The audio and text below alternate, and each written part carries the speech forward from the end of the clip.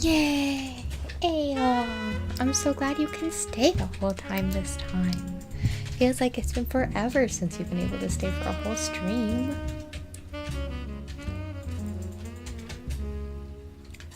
We're just... Let me shoot him a message.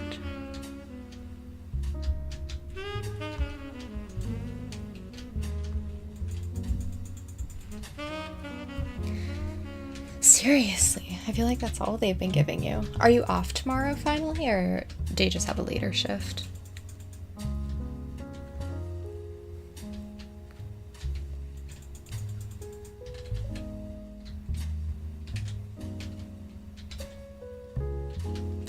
Three days. Lucky duck. That's so nice. I'm excited because I should have the Eros! Hello, welcome. Okay, let us continue. Good. That is the correct thing to do. Okay, where did we leave off? I believe we were looking at stuff. Ha! There we go. Okay. That's right. We were looking at the Roottrees curse. There's a long, rambly conspiracy website with very small, very red text. Okay, yeah, we read through this. I wanted to look up... this guy. Thomas Overwood seems to have a few different sites about mysterious deaths and curses. In addition to the Roottrees curse website, you also find one about the truth behind Spirit Cola, which claims that Spirit really stands for Satan's plague is returning in 2000, and that in the year 2000, anyone who has drunk Spirit Cola will die.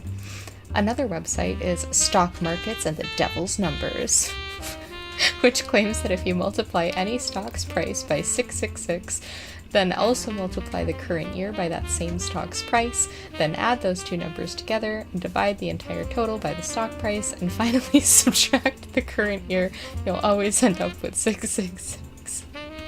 You don't say. Oh, okay. Well, that's fun. Is there anything in... Spirit Cola is a carbonated drink only found in the southern US. It comes in various flavors. Is this true, Ale? It comes in various flavors, including lemon, lime, and cherry. None of this seems to have anything to do with the Roottrees. Fine. Be that way. Evidence.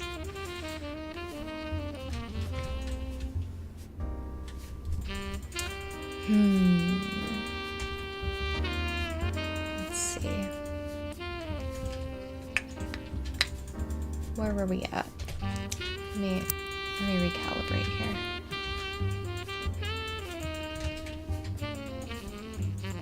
Elias Roottrees Jr. Did we try him? Elias.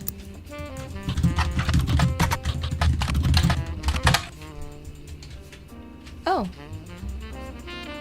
Elias Roottrees Jr.'s name is listed on a website about historical buildings in Butler County. He is listed alongside an old residence that has been preserved called Hunchetop House. You attempt to find more information about the man and the building but come up empty. Huh. Butler County. Butler County is located outside of Pittsburgh, Pennsylvania. While the Roottrees Candy Company now has its headquarters in the city, the company began on a small farm within the Butler County limits, and the area has a lot of history with the family. The Butler County Times is presumably a local paper there. There are likely articles from over the years involving the Roottrees family and those adjacent to them. It's been automatically added to your periodical search interface. As a side note, a video game called The Roottrees Are Dead was once set in Butler County, and it turns out the creator never lived in or near Butler County, or even had any connection to Butler County.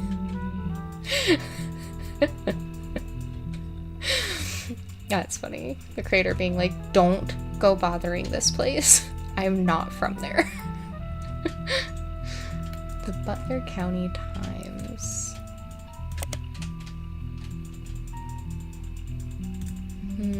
Let's see.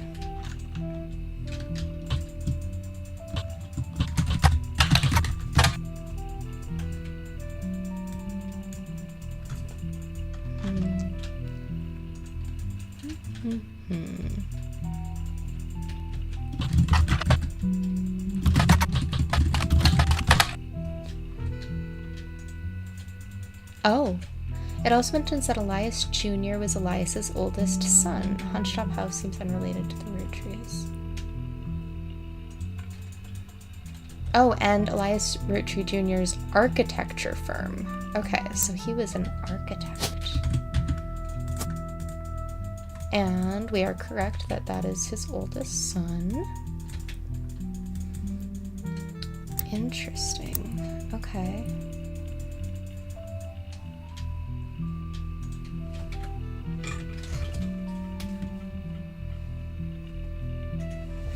Yeah, I 100% believe that.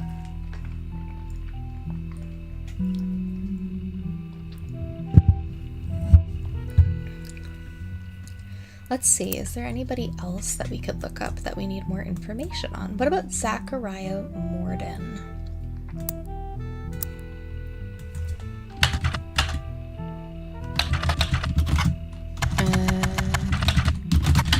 Is that how you spell his name? Hold on. Yeah, I think that's right. No.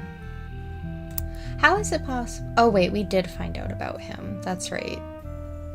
Or no, we didn't. We found out about the other guy who was the president. Oh right, that's what we were learning about. The one who was president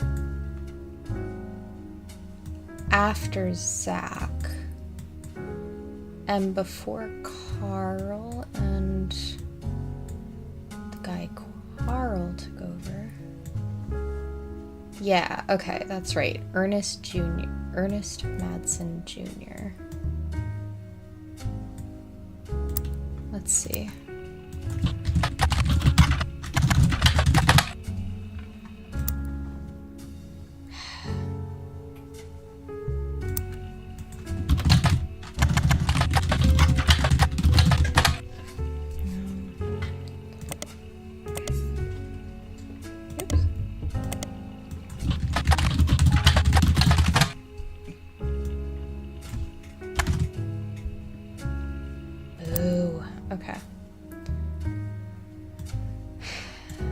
There's so little about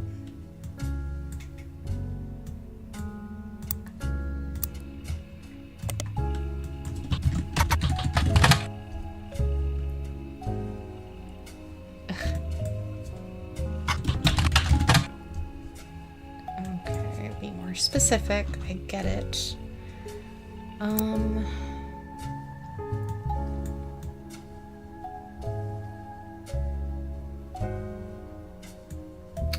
Alright, well, we can go back to these pictures. We know that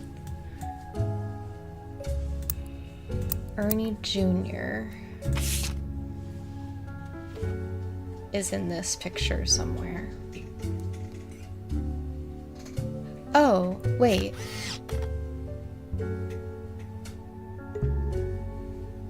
Okay, I'm memorizing this face. I can do that. I can definitely... Okay, definitely not the same woman. Okay, so I don't think that this is Ernie Jr. because that's not the wife. I'm trying to see if...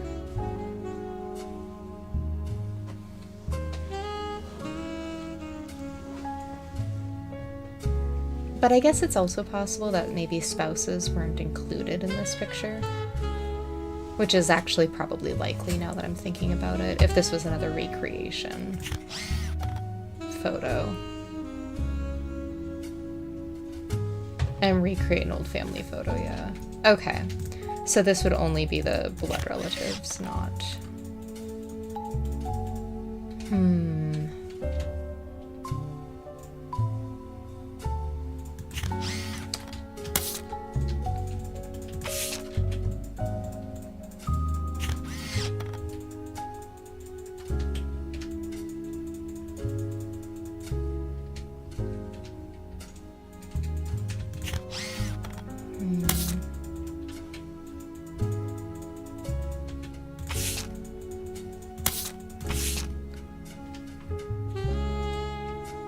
Okay, well, if they are... recreating...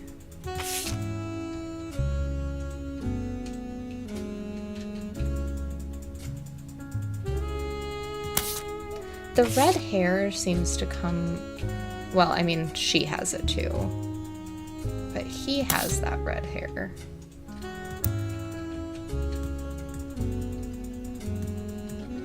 Could that be one of his kids? Could that be both of his kids? His son, his daughter? Does he have a daughter, maybe?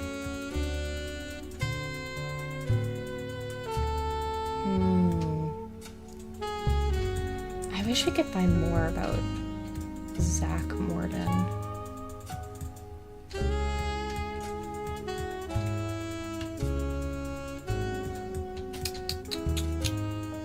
I don't know. I'm not sure where to go next.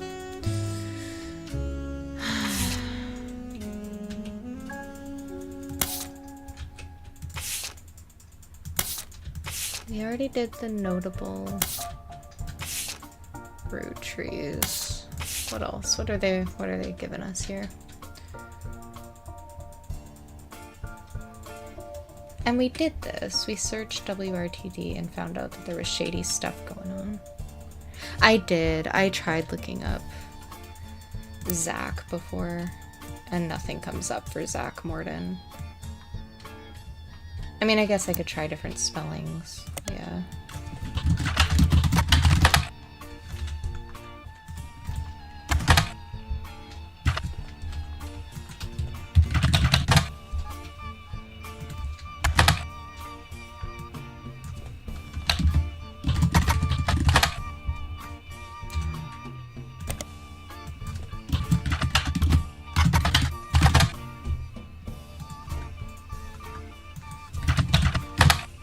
Oops, we're at the H. No, okay. Nothing. Nothing about old Zachy.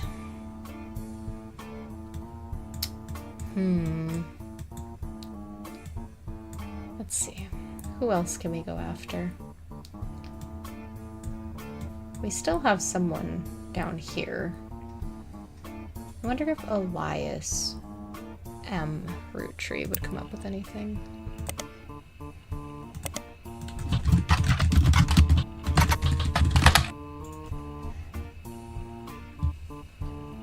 Nothing.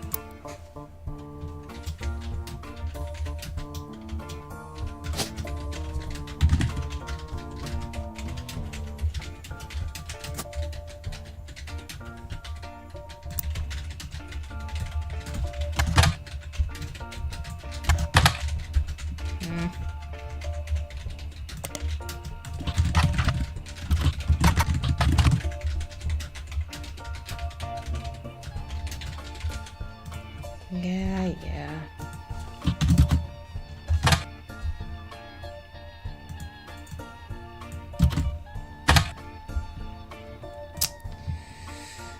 Okay, maybe we should try looking up, we'll go back to the root of it all, Carl Roottree. In here. Oh. Carl is mentioned in the Butler County Times quite often, including an article that also mentions Ernie Jr. Thank you. Most of the articles concerning Carl are not important. The plane crash is too recent to appear in these archives. One announces Carl's marriage to Brenda White in 1978. They were both in their early 20s. Another seems more frivolous. Apparently in 1981, Carl got quite drunk at a charity event and broke his arm falling down some stairs. The article also mentions Ernie that also mentions Ernie is from 1996, when Carl took over as the 5th president of the Roottrees Candy Company from Ernie Jr. Ernie Jr. apparently liked to stay out of the spotlight and never appeared in the Butler County Times other than a few mentions here and there. The article does mention an illness. Okay, so that just confirms everything that we already knew. That Ernie Jr. was the 4th president. He is the one that is referred to in the... That's not very helpful, is it?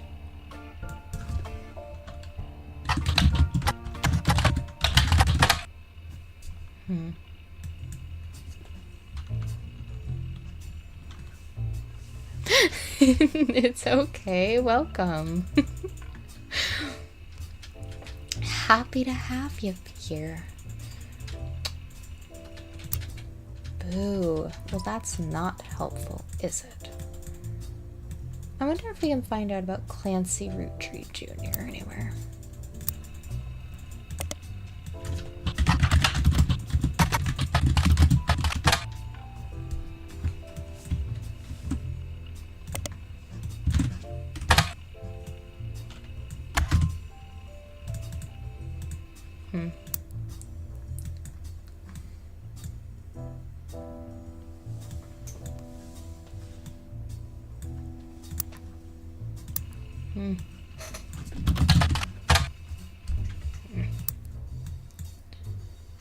Nothing.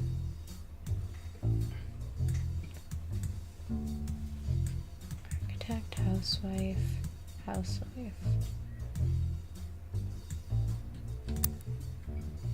Actually,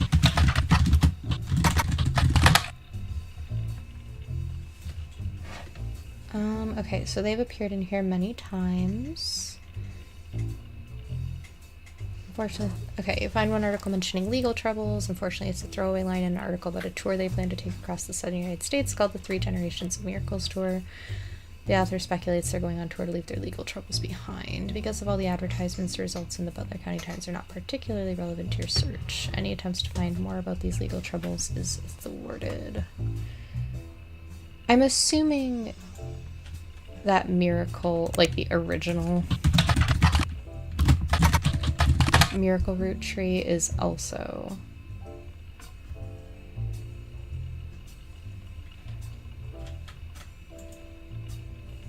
Yeah, okay, so he's also a creature. We can put that in. Oh, nice! That was enough. That was enough to give us another thing.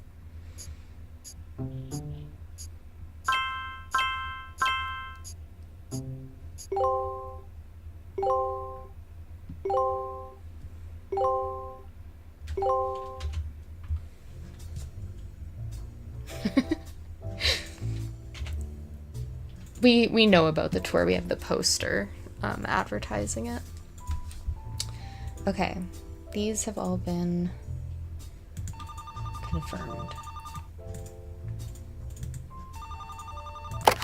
Oh my gosh. So, you may have heard the news. Some of Carl's things have gone missing. That includes the pictures and mail I brought you earlier. I promise I didn't steal it. But I did borrow it. I'll return it once we're done. Let me deal with my family in the meantime. Oh, I guess that means I've officially confessed. I'm a Roottrees. Of course you are. I assure you I have a reasonable explanation for the secrecy. I'm about to do something big the family doesn't approve of. If you could just wait a little bit longer, I'll tell you more, in person. I'll return after 15 more blood relatives.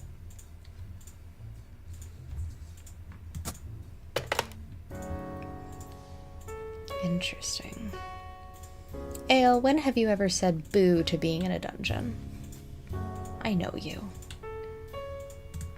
I know you and your proclivities. Okay. House phone.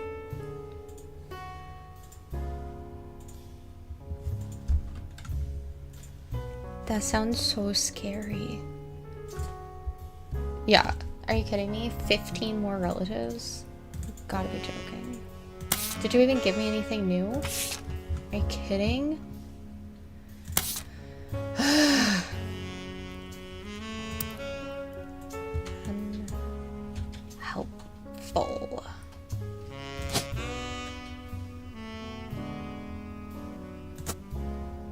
we have another picture of him as an adult? I think we just have him here, pretty much.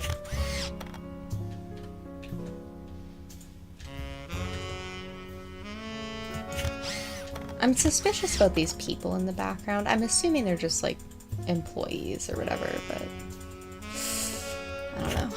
Suspicious. Oh!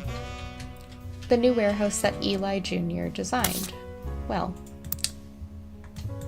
that lines up, doesn't it?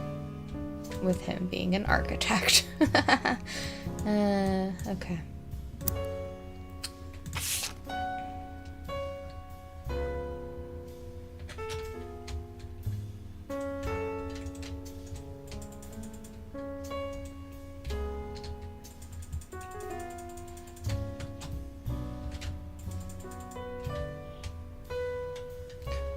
Posed us in front of the camera with Mr. Morden, who was there with Aunt Gwendolyn.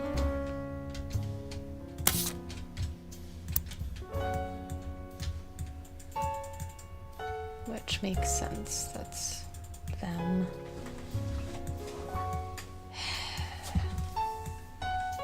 I wonder if Angelica Morden is searchable.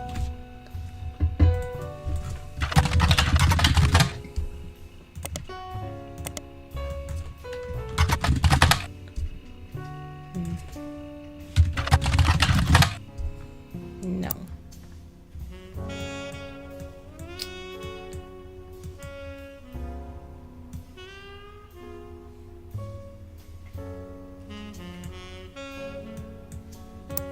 What about Madsen? Anything about them? What was her name? Nicole?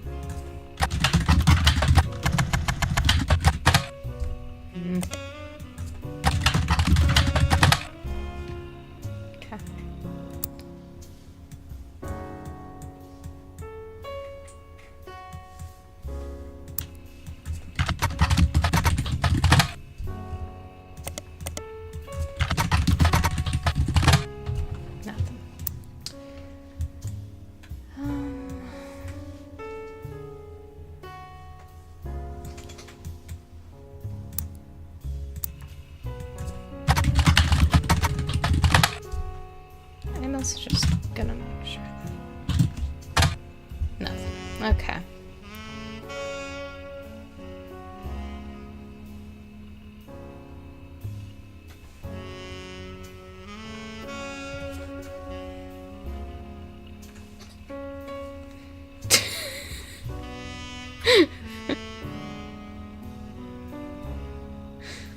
And the LaRue family, yeah, we do have.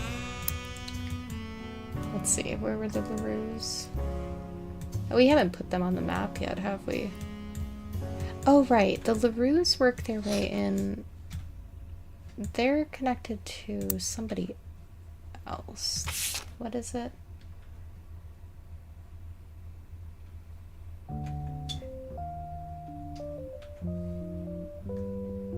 Diamond, Jane, and Kim. Wait, I do have Diamond on here. Don't I?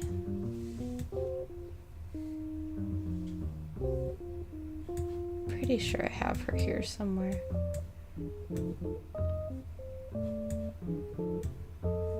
Maybe not.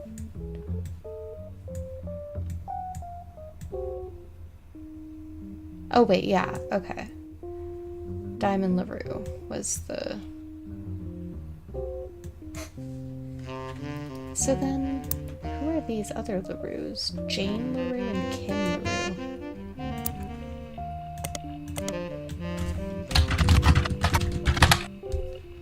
Oh, Jane Del Vecchio is listed on a talent for hire site as a wedding singer. Way down in the credentials section of her biography, it mentions she got her start as a young girl when she was Jane LaRue of the Lucky LaRues. It also mentions to only contact her agent in the event that you actually wish to hire her, and that any and all inquiries about her past or her sister would be ignored. Okay. So, I'm assuming then that... Alright, but let's also check Kim LaRue.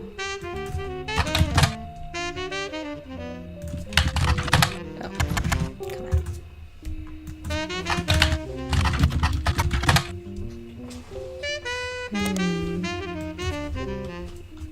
And her name was Jane?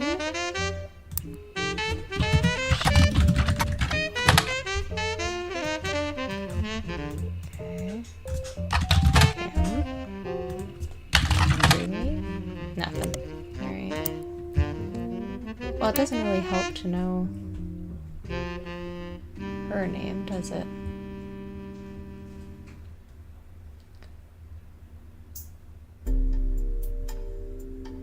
Right, and then we have the Rafferty LaRues. Why are the LaRues so everywhere?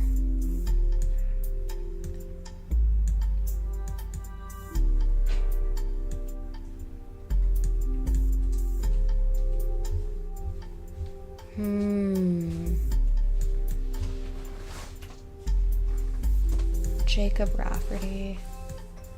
Clark Rafferty. So one of them must have married Clark Rafferty.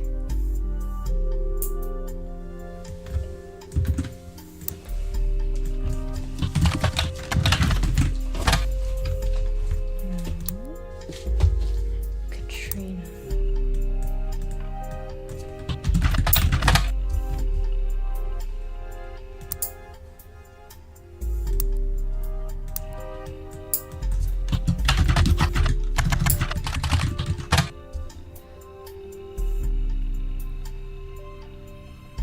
Right, okay.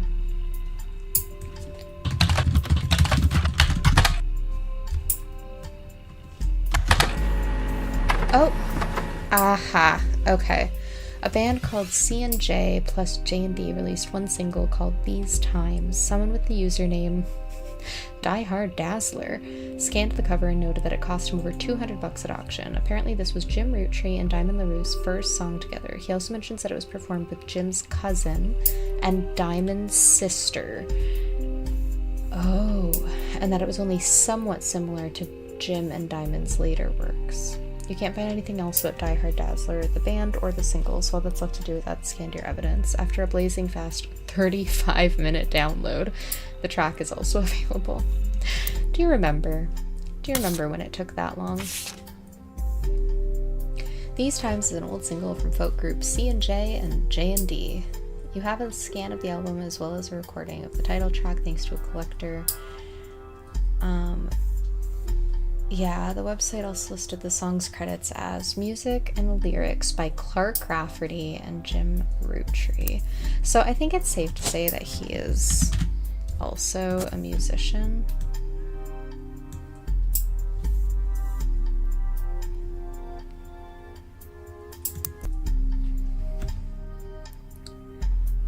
On it is a sticker that says folk style songwriting, catchy. MMM magazine. The lyrics of the song contain no clues.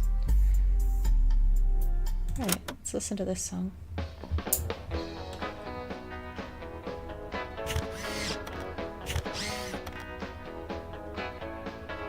Life is life, love shall be. Me for you, and you for me. Someday will come, though, that this tree will be the last of what was we. With passing years, all paths diverge. Rivers rambling, onward surge. Sorry, I'm reading the chat. Ironically, Ale, yes, it is a little jarring to go from my intense research into the chat.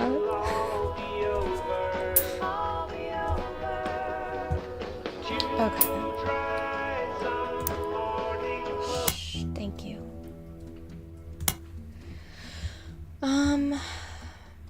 Okay. And Clark... So that's where her sister fits in. Does that mean they maybe got married at some point? Also, how did I find Danielle Franks?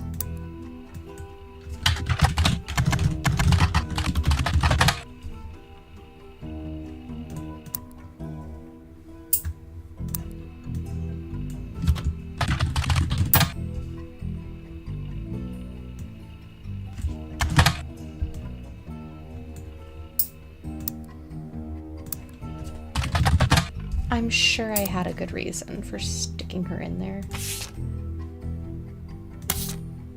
Oh, wait. Oh, film school.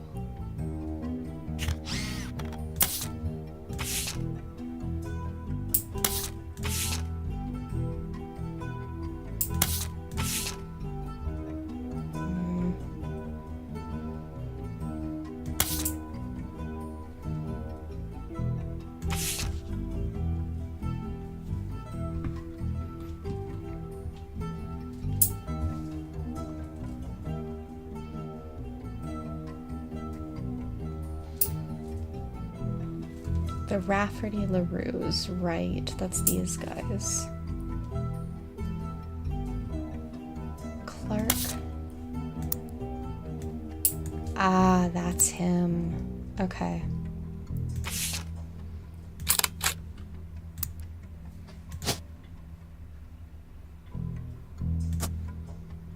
So now I'm wondering if maybe... Oh, I can't change that. That is locked in. Okay, so that was his first wife.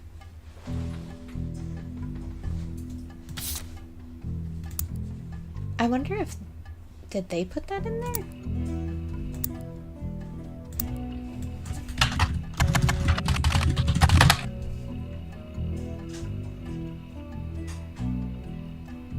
His youngest was Katrina.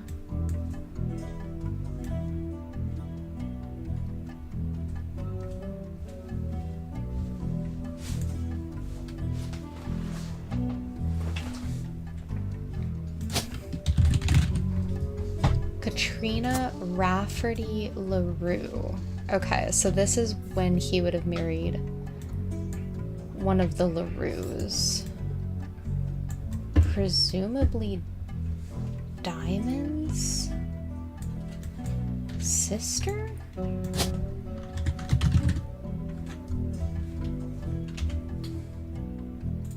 Which one was that? Jane?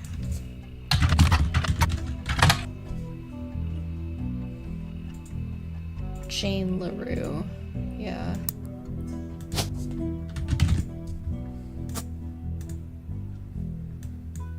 And we have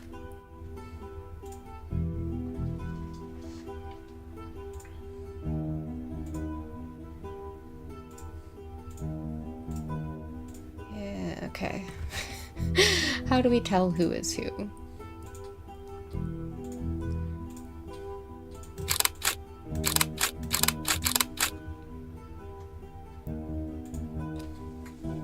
Let's see. Diamond is a blonde with blue eyes. Okay, well, we can't see their eyes, but I think it's safe to assume this one's probably Diamond. I also want to look up... Aha! New periodical. MMM is an abbreviation for Modern Music Monthly, a magazine from the 40s to the early 80s.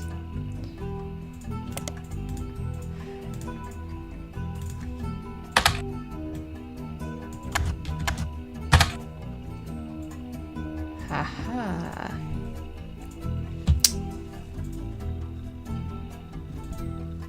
Yes, I was just thinking then...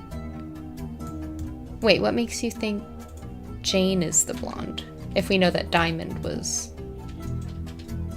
Hold on, let's read this article first. In an article from 1968, find a small section focusing on a young, upcoming talent that Modern Music Monthly predicts will make it big. It has this to say about the LaRues. The LaRue sisters got their start doing session work for their great-uncle's record label. If you remember any songs from 1960 to 65 that featured the voices of kids, they were probably involved. Back then, they were credited as the Lucky LaRues. Now that he's passed, they've moved on to bigger and better ventures and are going by their full names. Diamond and Jane have been touring with some famous faces. Ever heard of the Roottrees?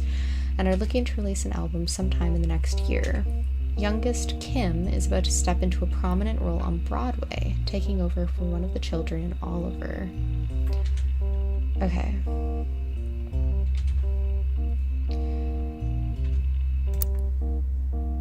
So, in this one, I'm assuming this one's probably Jane, because Diamond has that blonde hair. You know?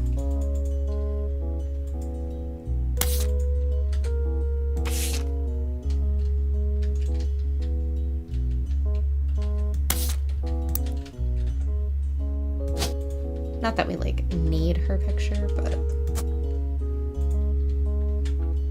Jim has the beard.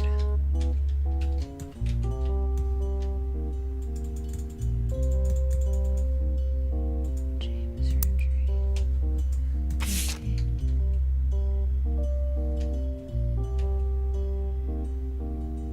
James. You think so? I guess. If we assume that he kept having a beard. Kind of pale eyes, lighter hair. You can't really see their eyes, and well, in this they both have like darker eyes, which is not helpful.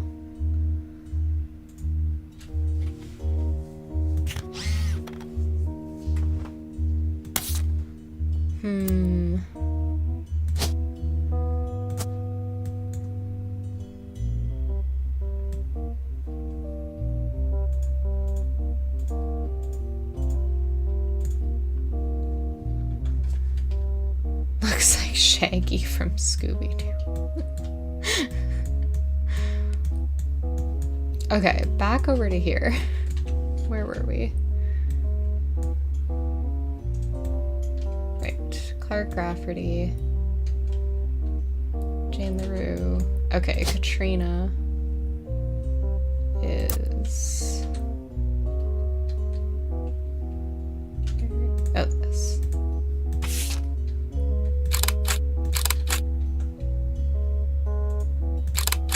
Oh, actually, it doesn't matter because we know that she would be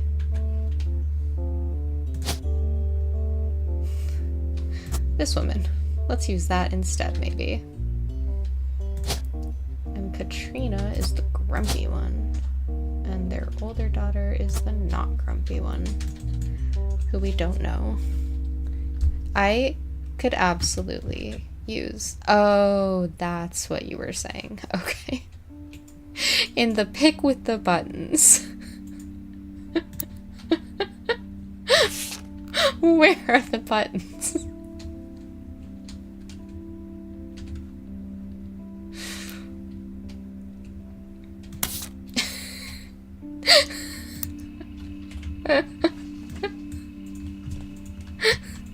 I'm sorry.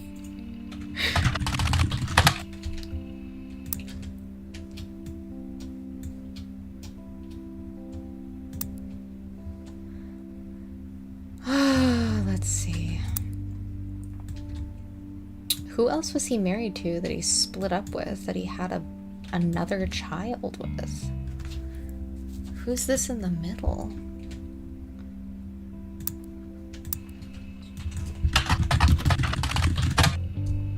Oh, a section of the magazine called Skip It or Flip It has short, pithy blurbs about new records. An album called These Times is listed under the Skip It column with the following.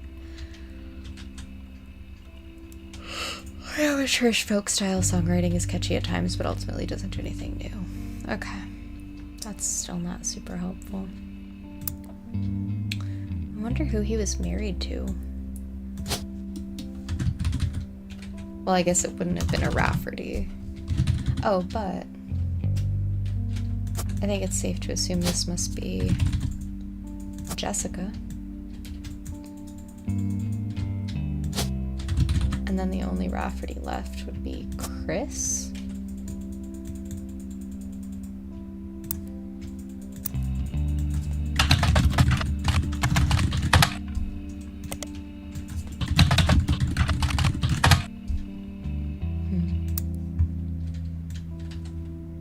Interesting.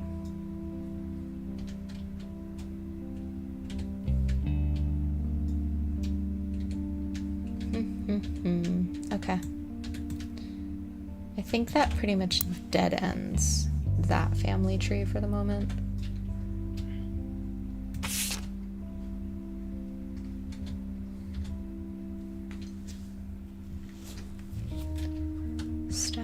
Jones.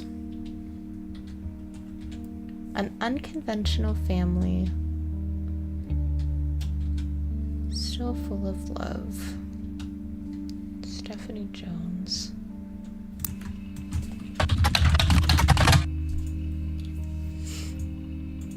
You learn about from an election results page that Stephanie Jones, a candidate for city council, won her campaign on election day, about a month ago. You find no mention of the Roottrees in any articles about her.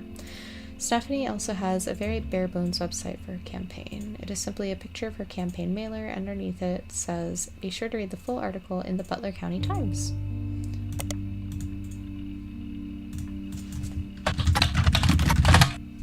The most recent mention of Stephanie is a small report detailing the election results from last month's election. Stephanie apparently won her election. You also find the full version of the newspaper clipping on the back of the campaign mailer. While most of it is unimportant, you do find the following. Stephanie Jones, born Stephanie Landon until her marriage to local business owner Brian Jones, has lived in Butler County her whole life. Stephanie grew up in a home without a father. With my mother and her partner, I essentially had an entirely female influence. Oh, she grew up with a gay mom. Though she is a distant cousin of the Roottrees, her mother Caroline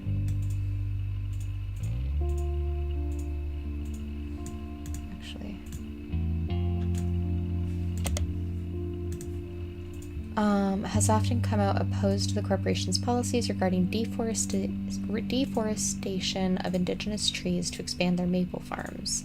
Unlike my mother, I'm not a fighter. I want to bring love to the world. Interesting.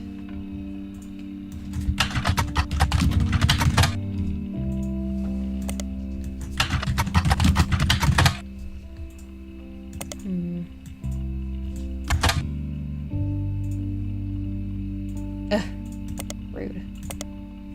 No, come back. Dang it. What was her name? Shoot, that was Stephanie Jones. Okay.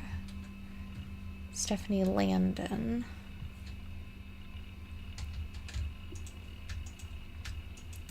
And we have a Landon family, don't we?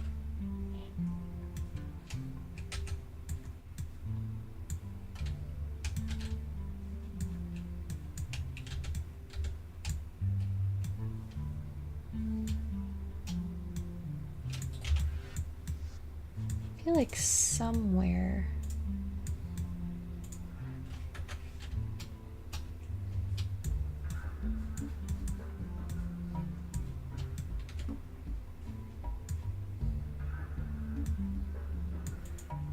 Does it have to do with maybe this one?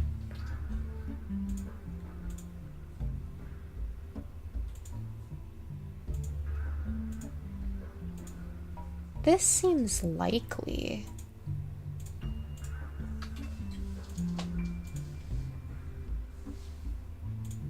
No, maybe not. Oh, maybe actually. If this is Caroline. Caroline Morden? Yeah, that would make sense.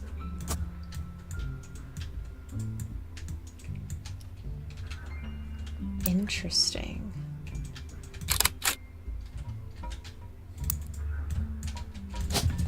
Stephanie Landon.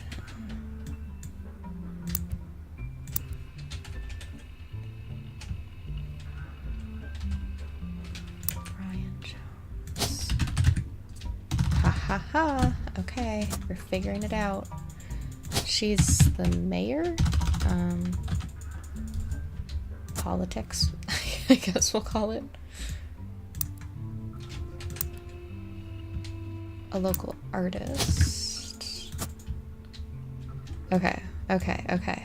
We're making progress here, people. We're making progress.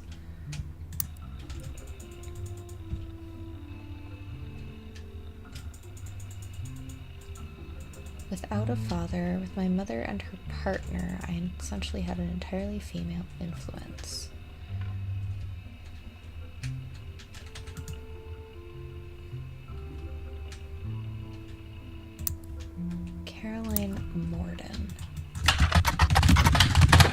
There we go. You find a cover story about local art installations, including one by Caroline Morden. There isn't much about Caroline as a person. Oh yeah, I can, can't I? Did I not? There we go. Okay. Are we happy now? There isn't much about Caroline as a person. This is mostly a listing of art in Butler County. She seems to get top billing. Accompanying the story, there is an image of Caroline standing beside a large metal sculpture of a mermaid. It is captioned, Caroline standing next to her sculpture, Atlantis' Burden. The sculpture is one of many works featured in her upcoming book, Self-Portrait, Art and the Beauty of Women. According to a quote further down, Atlantis' Burden is meant to symbolize a society split by indecision over whether women should be equals or something to protect. The picture on the front page has been added to your evidence. Aha! There she is.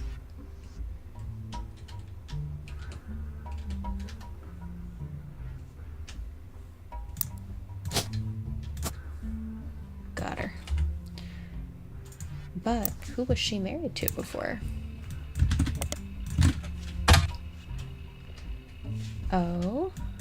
Key flag. Parents and friends of lesbians and gays. Okay, well that's not very... I mean, I had assumed as much.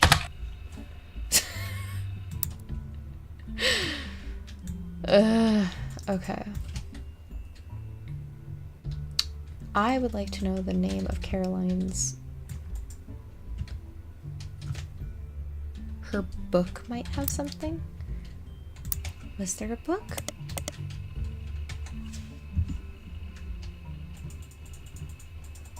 Oh, right. You're so smart. Okay.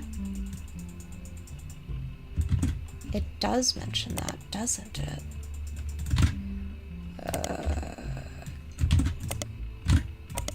There we go. So good. So happy to have you guys here. Published 1987. Dedicated to Eloise and Stephanie. Who's Eloise? Oh, I bet Eloise is her spouse.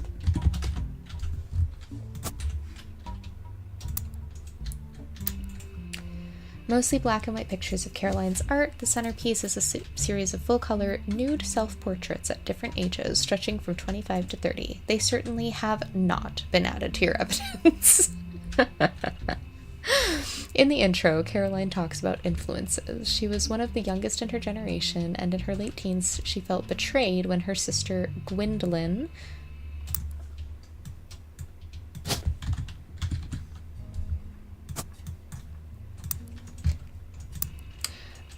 and cousin Bonnie gave up on dreams to settle for boring men. She especially dislikes her brother-in-law, Dr. Wilson, who she calls completely bogus.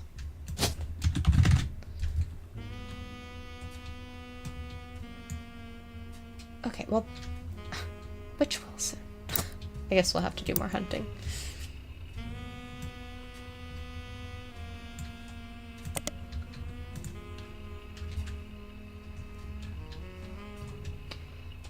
Their marriages led her to double down on her passions, art and the environment. She even married a man who was the opposite of boring, which was an overcorrection. She comes out strongly against the Roottrees company's effect on the local environment and rues how she was not able to convince her father, Zach, to make changes to policy. She also explains that her marriage to Mark... Aha.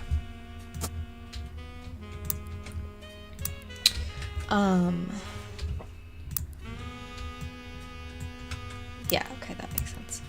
Her marriage to Mark led to the most volatile moments in her life, all negative, and that the only good thing he ever gave her was a daughter. Leaving them all behind for good has pushed her to pursue her true loves, art and the beauty of women.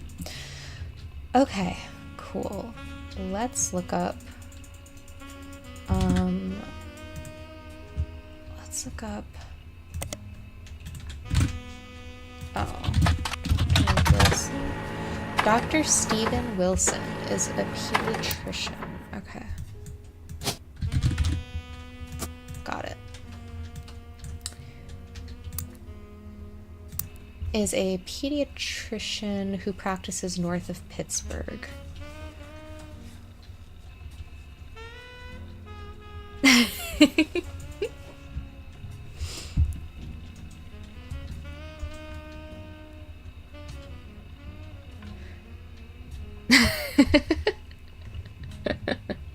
You guys are so sweet.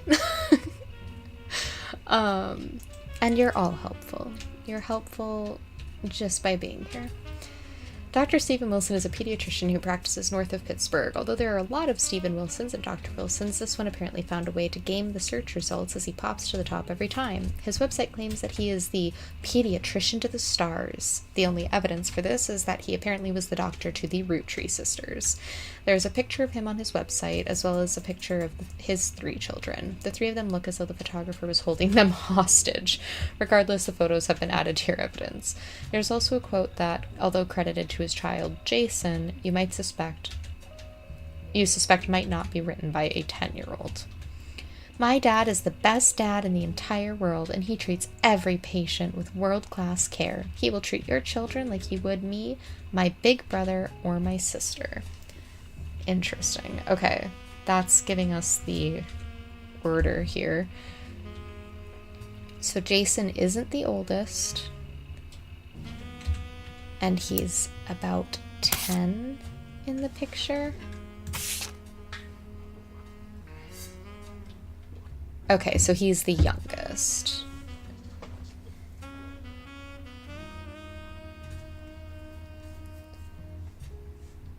Okay. So this is Jason. I guess we could just type in Wilson. Oh wait, no. Jim. And Zach. Okay.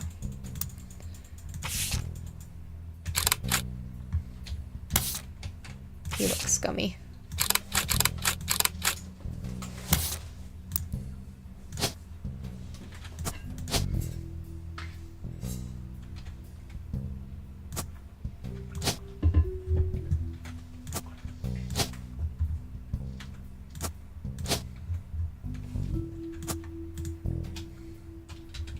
And then, I mean, child, student, K through 12. Oh, apparently we got enough.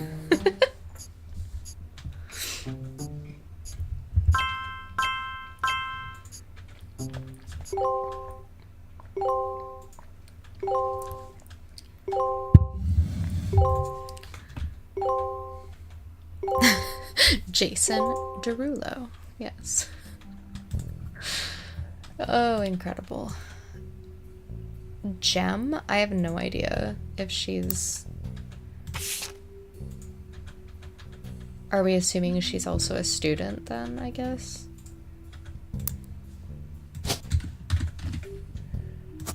Probably not out of high school yet. And we can assume maybe he's in college. I don't know. We'll find out.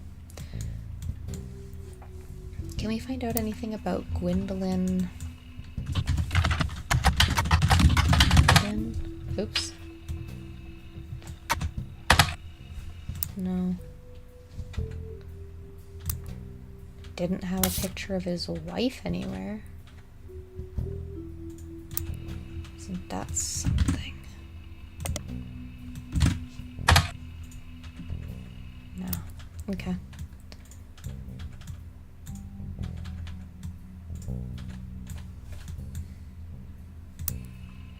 Oh, right, but her last name would be Wilson. Now, let's see. Nothing. Okay. Anything else about him online?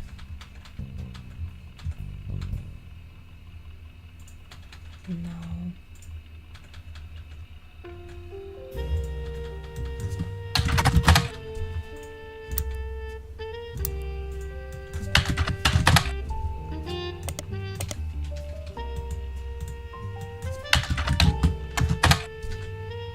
Okay. Worth checking. I'll have to find out what... Did Caroline mention in her sass, actually, about... Gave up on their dreams to settle for boring men.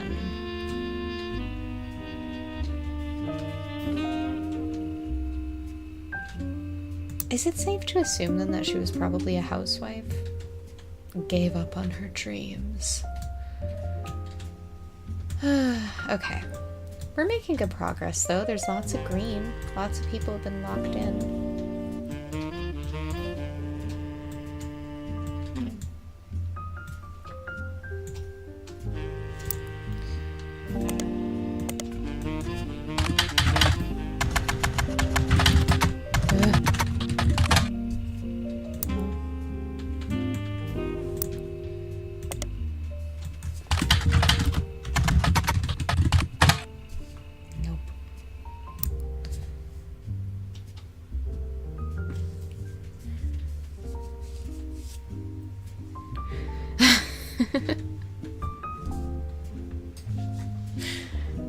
I don't like doctors ever, period.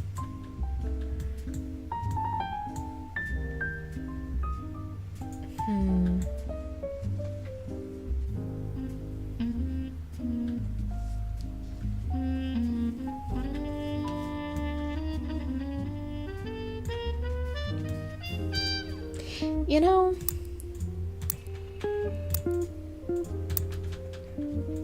I'm thinking about it again now.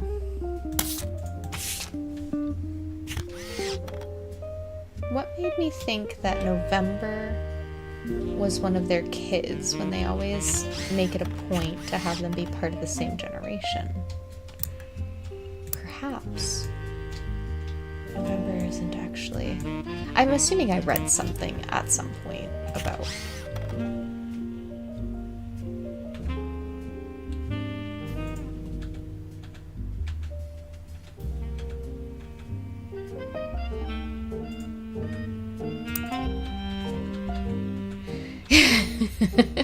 That's true. That's very helpful.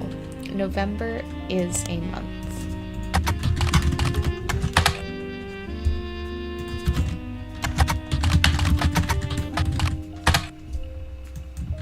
Really? Just nothing about her? November. I feel like there had to have been something about her. Because...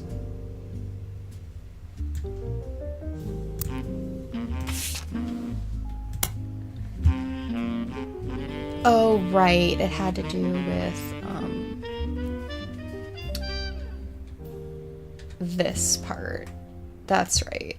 The most rebellious thing any of us ever did was bring home someone who would be illegal to marry if we lived anywhere south of Pennsylvania. Pop seems to have gotten over it because Edward is set to take over his department once he retires. Okay. That's where I got it from. We're assuming there was an interracial marriage. Oh yeah, and actually that does make sense that she would have been in that picture because Edward was in this picture. Okay. Okay, that does make sense. We're good. We're good. We're good.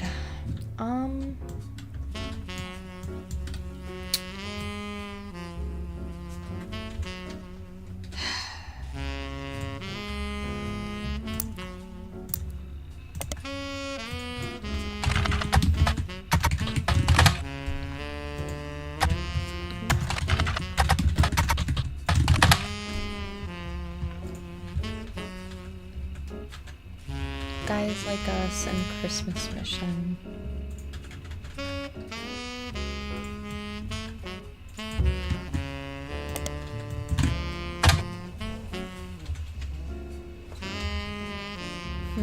Guys Like Us is a 1953 film in which two secretaries cut their hair short and pose as businessmen to get ahead in life until one of them falls in love with their client and hilarity ensues. starring Gwyn Roottrees, Leslie Florence, and Harrison Lane. Did you know trivia? The titles of play on words, as it can be read that the two women are men similar to other men, or that the men are fond of them.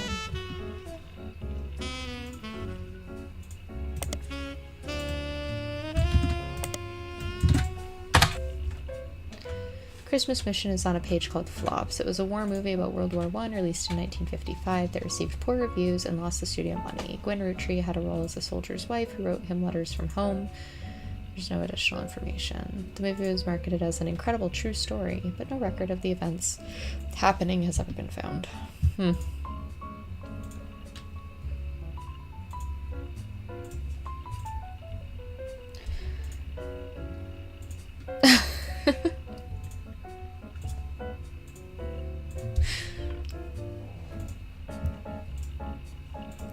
Lies? Not very helpful. I just want to know who she was married to. Is that so much to ask?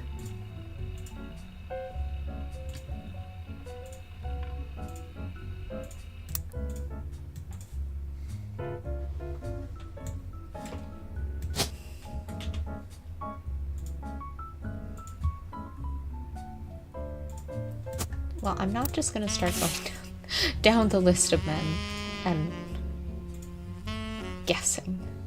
That feels ridiculous. Kellogg is interesting.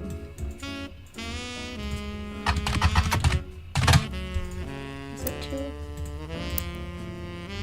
Yeah.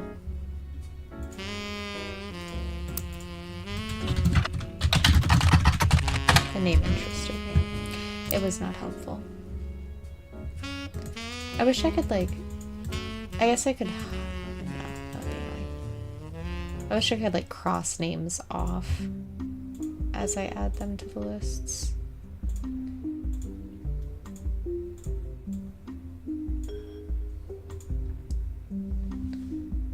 Linus Cornwall. Nothing.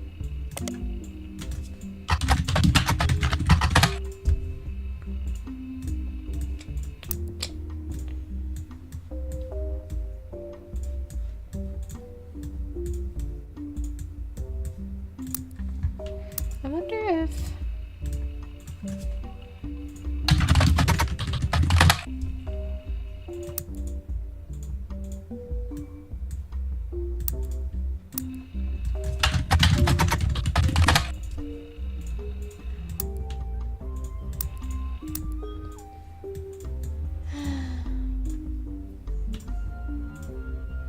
Ron and Rob.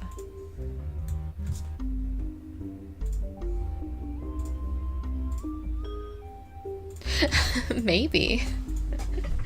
Which kind of cereal did you get? I'm boring. I like boring cereal. Oh no.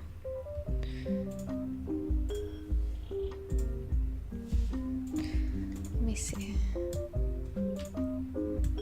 My YouTube chat's being weird.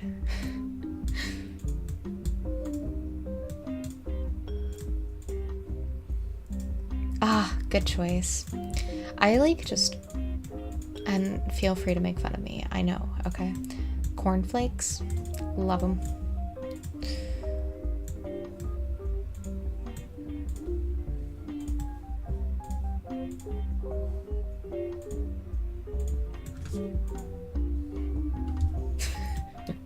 But I do always keep a little, one of those little tiny guys of Frosted Flakes on hand in case I run out of my cornflakes. Then I get a special treat.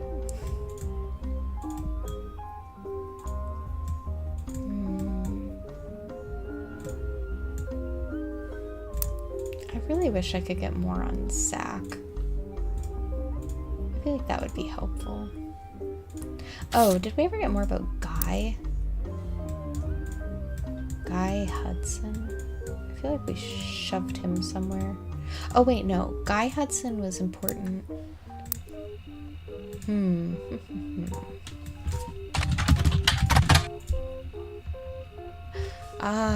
Although the Butler County Times does not archive their obituaries, they did a front page story in 1982 about Guy Hudson and his wife Patricia dying in a car accident.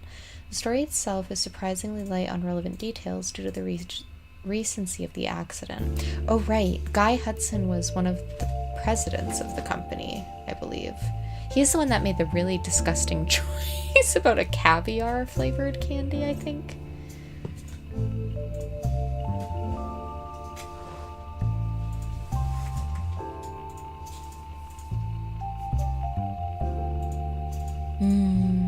Frosted mini wheats. Let's see. Police reported that the crash was caused by an unidentified driver who swerved in front of the Hudson's car, causing them to brake hard and veer off the interstate.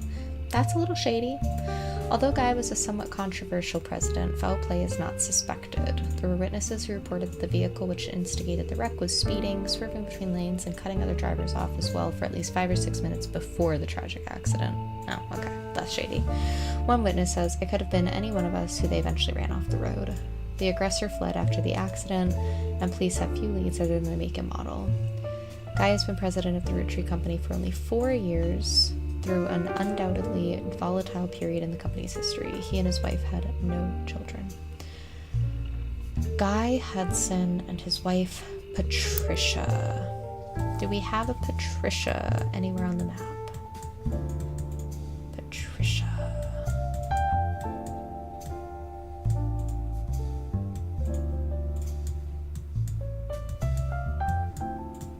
Who is Patricia?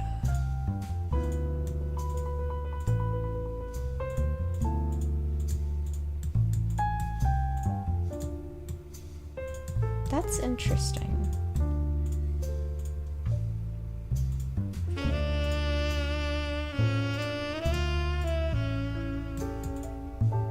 Because we know he was one of the presidents of the company, so there had to be he had to have been a blood relation. Or well, probably married, because his last name is Hudson. But he came after Zach.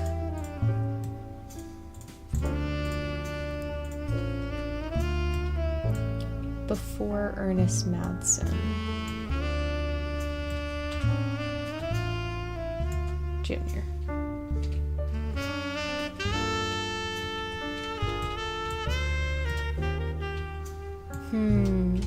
I wonder if he was like the brother-in-law.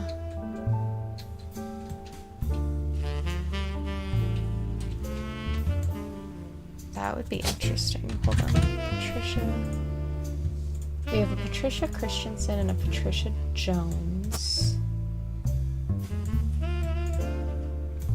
Where do we have Jones?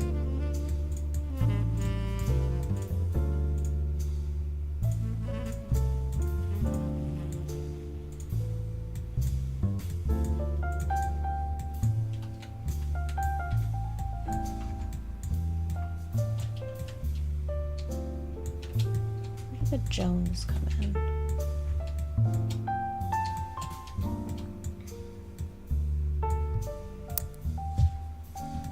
Hold on. Brian Jones. And Patricia Jones.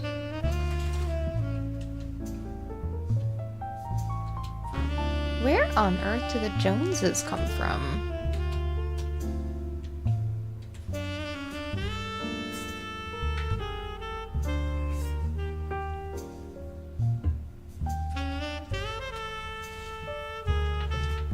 Ale, you and I, we've always been on the same page. See, this is why we share a brain cell. Sorry, I'm catching up on chat.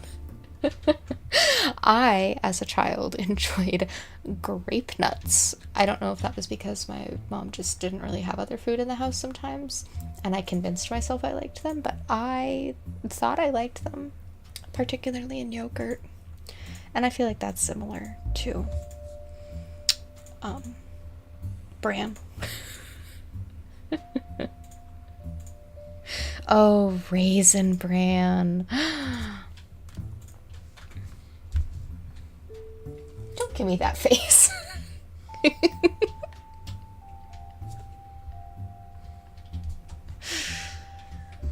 Okay, so we do have Jones. I don't think we've put a Jones anywhere yet, right? Jones? Wait, how come only one of them comes up? We also have a Brian Jones. Oh, because I guess it's because he is for sure locked in somewhere. Oh, Brian Jones was this guy. Okay, so he's off the board.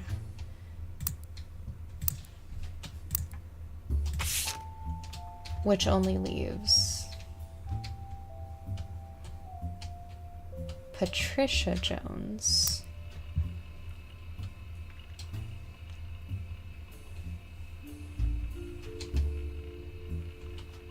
Patricia Jones, Guy Hudson.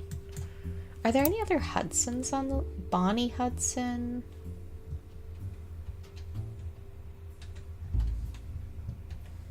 Christopher Hudson, Guy Hudson. Where are all these Hudsons coming from? I'm assuming this would be another... That's, I can only assume, another Gwyneth. Mads, because that's the only other Madsen, so. And it makes sense that this would then have a different name. Oh, Honey Bunches of Oats is so good.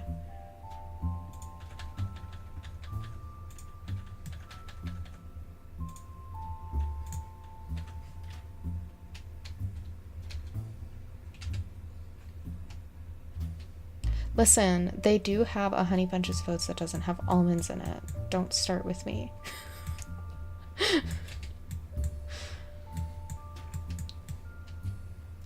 Gwyn Rootree. I cannot imagine it would be part of the Gwyn family line. I guess we don't know about Angelica Morden. Zach's sister? Maybe she got married to whoever... Oh god, where were we in all this?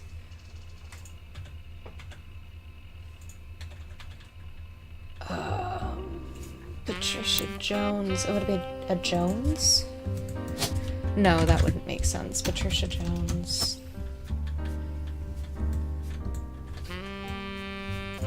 Okay, so she married in. So then Angelica would have married a Hudson. So probably Christopher Hudson. And then they would have had Guy and Bonnie. That feels like it makes sense.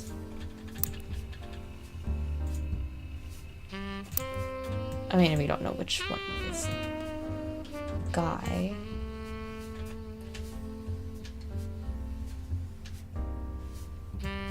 I'm assuming he didn't have kids.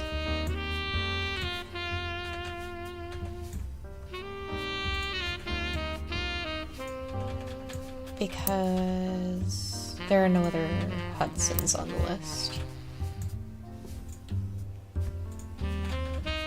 I have a feeling that's probably right. I have a feeling she married Christopher Hudson. This would be Guy Hudson, married to Patricia Jones.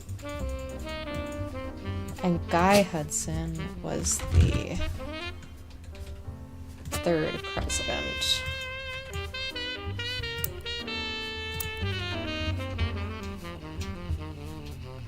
Yeah, he and his wife had no children.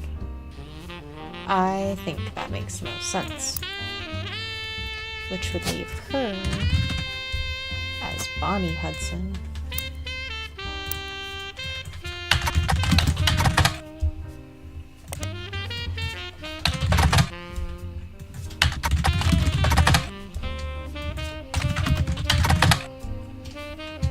Yeah, that is...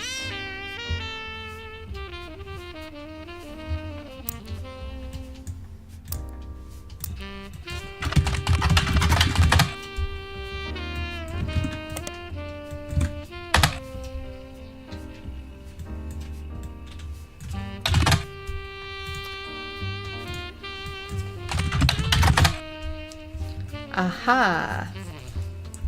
Guy Hudson, along with his twin sister, are no strangers to the public when it comes to Roottrees snacks. They both appeared in the company's advertisements as children during the Boys and Girls Agree era. Now Guy is taking over the Roottree company at the end of the year. Who would have known that one of those two adorable redheads, Guy credits his mother and father, Angie and Christopher, I was right, with providing his fiery due, arguing over everything but chocolate, would grow up to take over the whole company. Gimme this picture.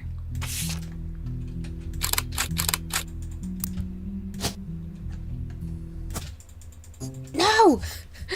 Don't interrupt me.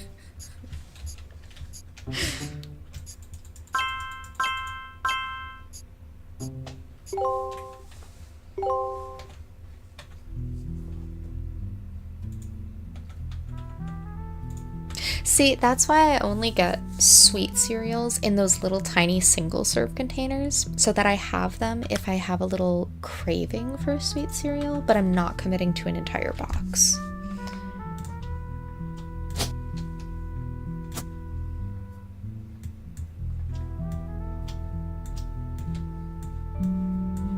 That is interesting, though, that he credits... Oh, I guess. It's in black and white, so we wouldn't know.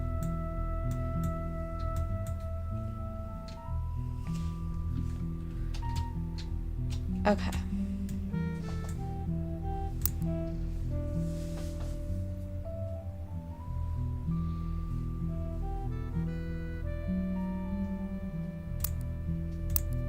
Bonnie's listed there. Yeah, okay. Bonnie and Guy.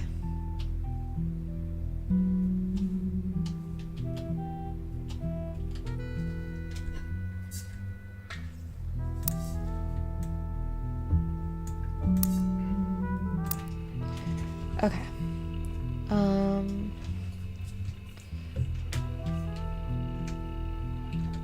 Guy's uncle and current president, Zachariah, has decided to take an early retirement to focus on traveling the world with his wife. Zach was quoted as saying, "Now that our daughters have started families of their own, Clara and I..." Clara! Aha! Plan to reflect on a life well lived. Guy is new, and they have 2 daughters. Yep, that makes sense, okay. Guy is new to the business world, but he's family. We at Roottree have faith in his innovative ideas, and he's eager to share them with the world. We like to think that boys and girls agree that he is ready to succeed. How sweet. I wonder if there's anything about...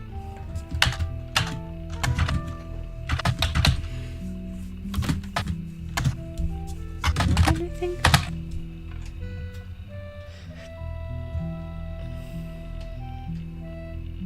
Okay.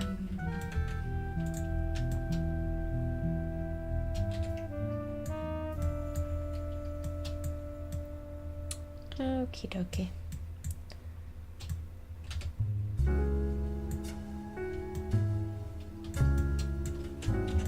Did we get anything new?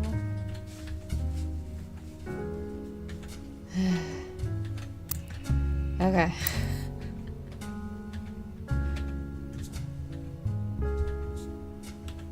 Oh no, not the Garbo internet.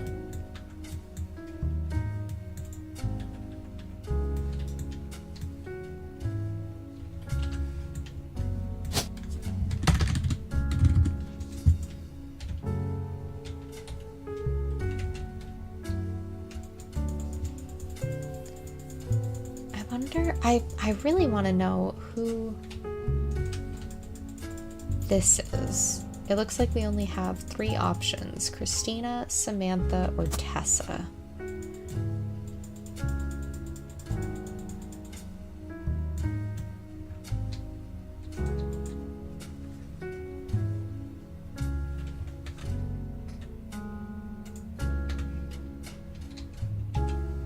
Christina, Samantha, or Tessa. Where else do we have Roottrees missing? that will hold the name Roottrees.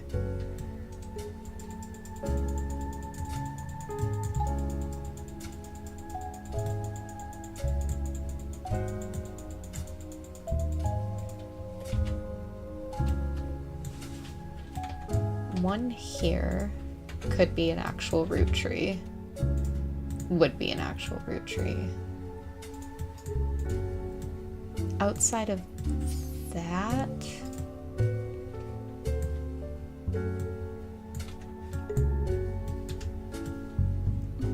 there really aren't too many other possible root trees. This is a root tree, but that's going to be a woman because then they take on the Madsen name. Down there. And then everyone down this line loses the root tree name.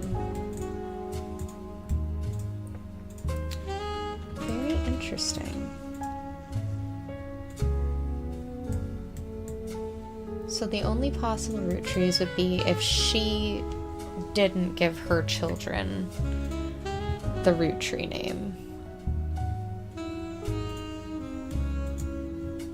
And then this one over here. Which is crazy because we have so many root trees left. 1, 2, 3, 4, 5, 6. 1, 2, 3, 4, 5. Those got all the root trees.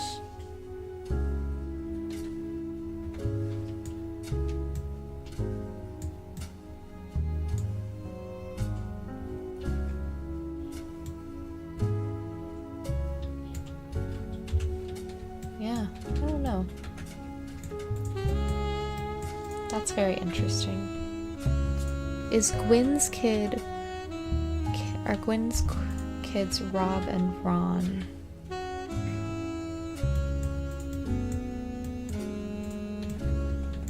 Maybe?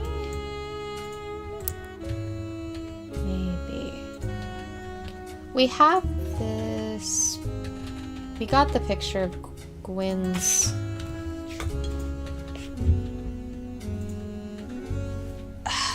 I don't know though, is Gwen and the boys...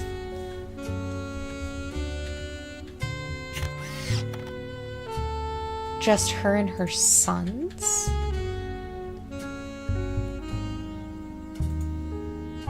Maybe?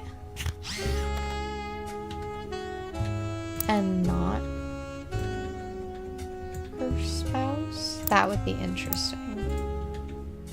Because that would make me think that probably this would be then the... He looks older to me. Red. Yeah, Wild Bill.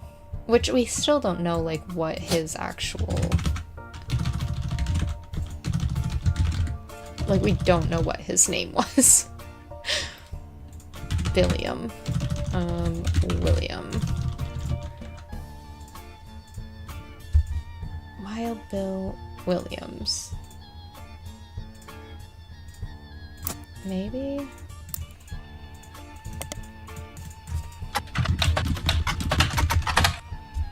No.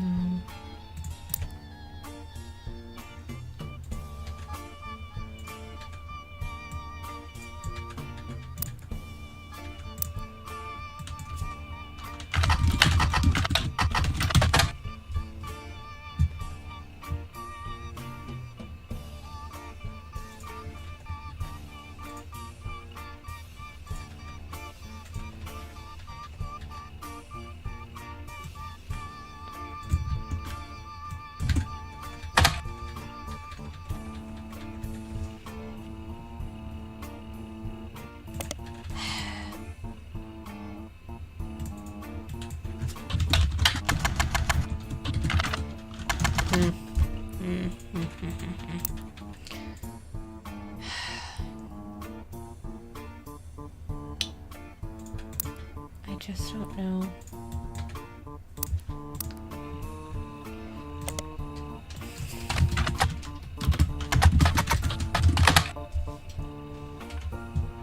They just don't have, they really don't have any.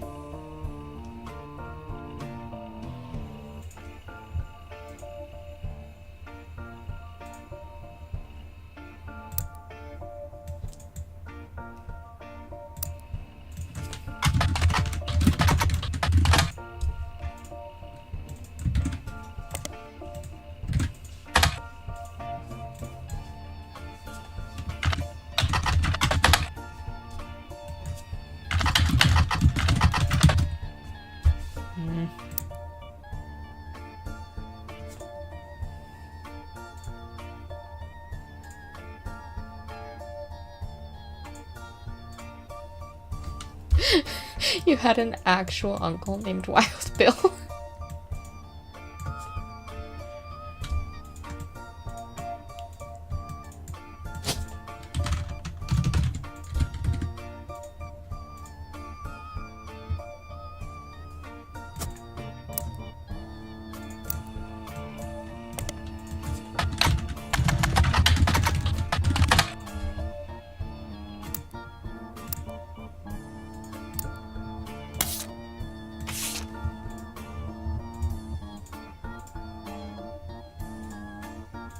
Ugh, it's too dark that way.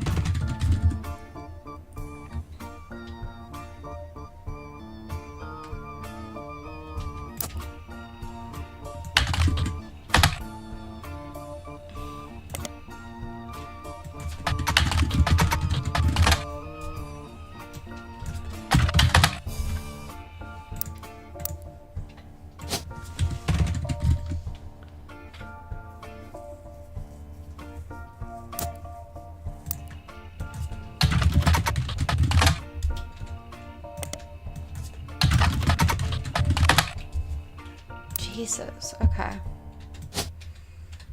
And then again, it's always possible that they took their dad's last name, whatever that actually was, since apparently it is just impossible to find.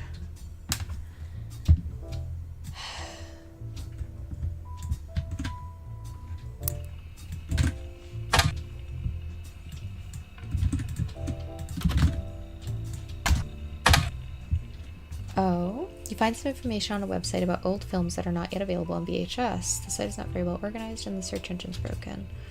Walter Forsythe is listed in the cast of a movie called Gal in the Gang, which was directed by Bruce Throckmorton. It appears to be a low-budget comedy, but there's no other information about it anywhere else online. Bruce Throckmorton was a prolific movie director who released a movie every year from the mid-1960s until his death on set in 1993. Most of his movies can be described as camp, especially those from the early 70s.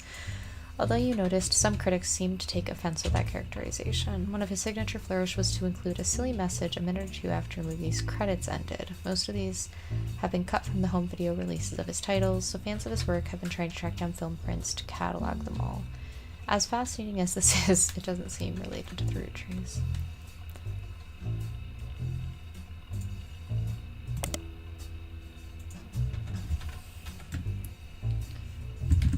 Really? There's nothing else? I wonder if Walter Forsythe is the actual...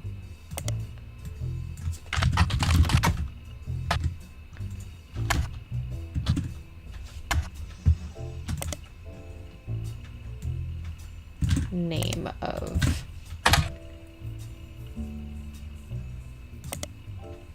Wild Bill.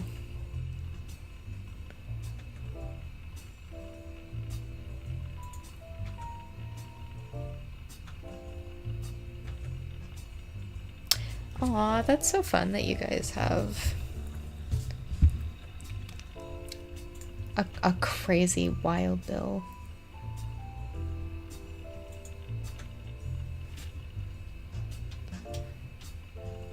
I looked up all of the...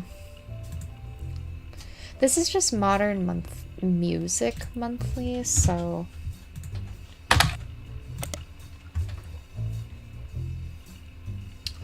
Okay, well, I'm gonna keep that in mind, that that could be him. And then we figured out the Hudsons. The Raffertys we know about. Thomas Sheridan.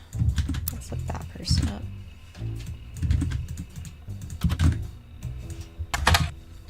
TMS is a common oh, right. Thomas Sheridan married Raina Roottrie. That's who that is. Okay. So we know who that is. And then the Wilsons. I think we also figured out where the Wilsons belong on this. Yeah, they're all over here. Okay, I think that makes sense then, that this is Walter Forsythe. And there are no other Forsythes.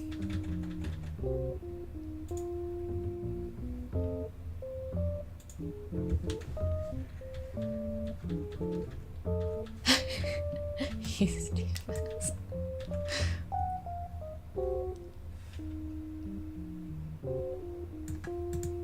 Who's even left? We've searched for Linus Cornwall, and I don't think we've got anything. We've all these Kellogg's. I have no idea where they're supposed to live.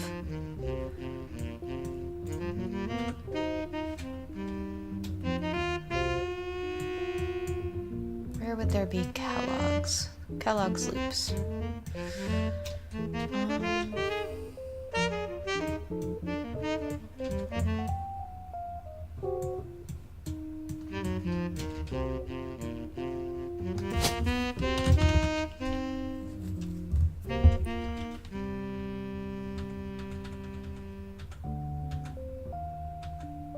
I wonder if Bonnie married a Kellogg.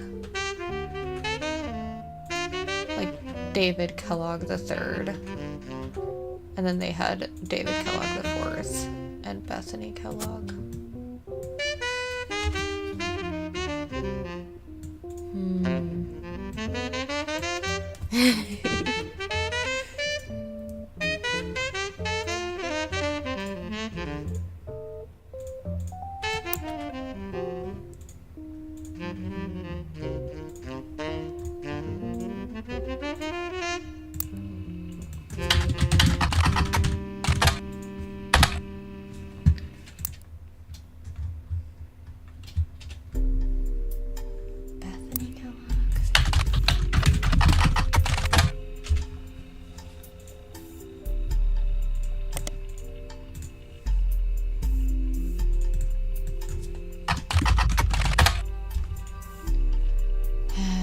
Okay.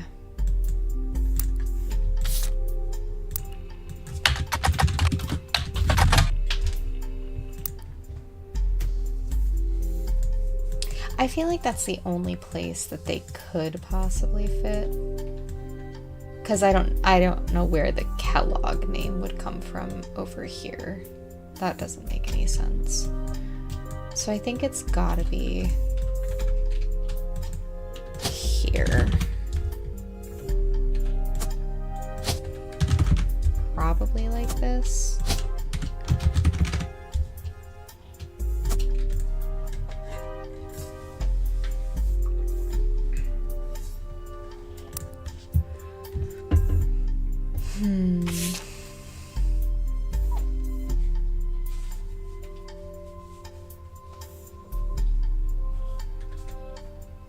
We got Miracle Jr. Okay, and then we've got these other names.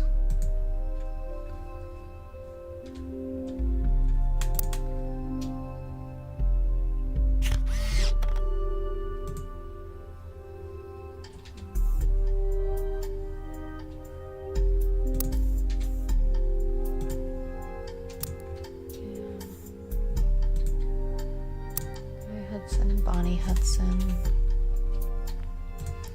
Okay, so that's Elias and Miracle Jr. Okay, Again, I wish I could like cross these off. Okay, so we've got Eli. We've got Miracle Jr. We've got Guy, Bonnie. Maybe I'll just highlight them, even though it's a little annoying. Okay, they're accounted for. You're accounted for. Eli is accounted for. Carl is accounted for.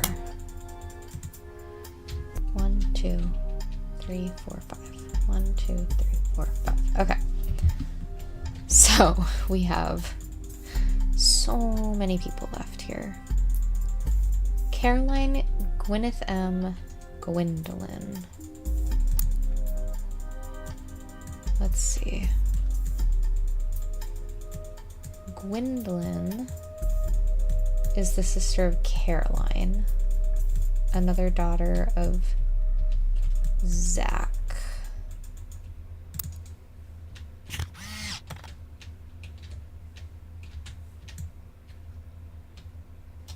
This is unhelpful. They all have the same colored hair. I was kind of hoping maybe there would be something. Oh wait, is Caroline also in this picture? Oh yeah, Caroline is too. Which one of these looks like a gay woman?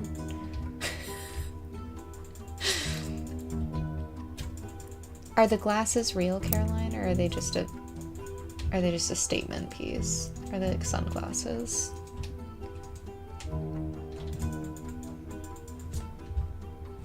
I don't know. That's what I'm wondering. Like, is it her? Or is it this one that has this little artist cap on in the background? That one looks a lot like her. Well, I don't know. She's got thinner lips, but I don't know how realistic that is. Come on, everybody. Get your gaydars out. Which one is Caroline?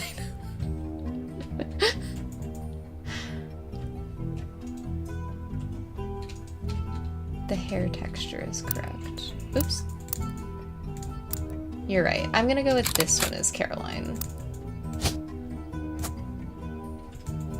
Okay, so we've got Caroline accounted for. Now, which of these is most likely to be Gwendolyn? And then the other one's name is what? Okay, Caroline, you're accounted for. Gwyneth. Gwyneth M. Who's Gwyneth? Oh, over here.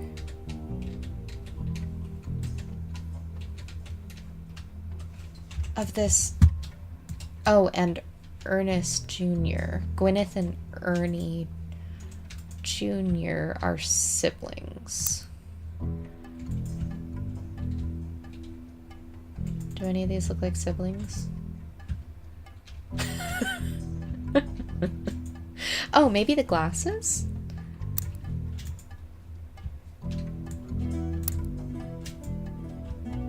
The glasses make them siblings.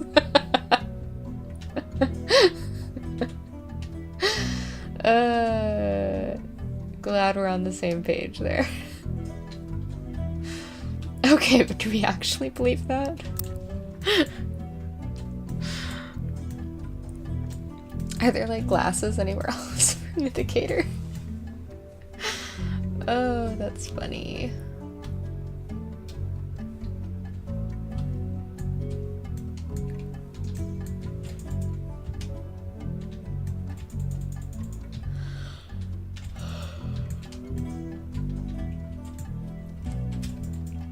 And is Carl in this picture too? Oh yeah, Carl we accounted for, apparently. Oh, Carl was that one, right? Who did I mean? I didn't mean Carl.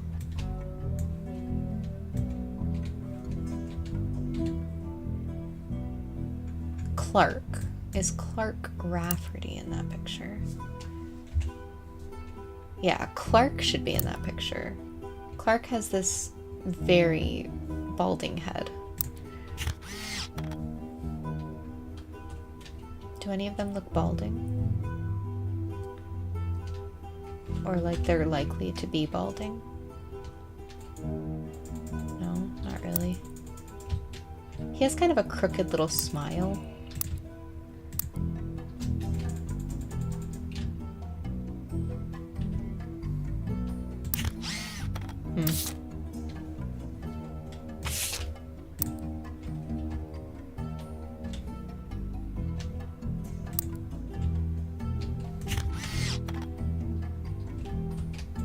The guy in the back is wearing a toupee.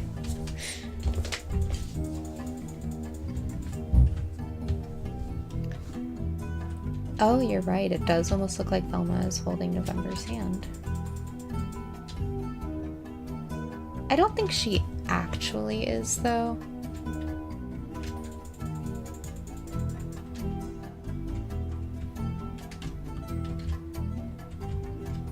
This guy? Is that who we're thinking? That this is probably Clark Rafferty? The musician? Okay. Oh, I can't add a bonus picture of him yet. But we'll say that Clark is ruled out now.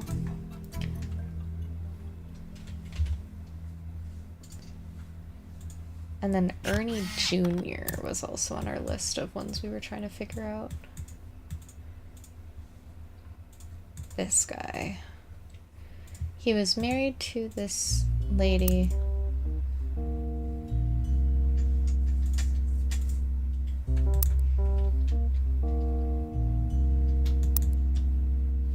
You know what? Let's just go for it. Let's just say that these two must be siblings because they have glasses.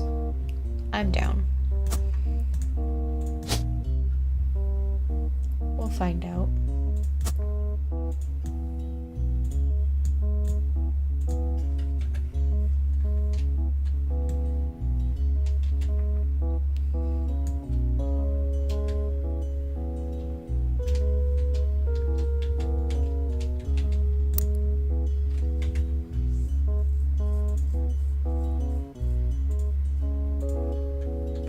And then that just leaves I guess that would be Gwendolyn. And that would be Jim.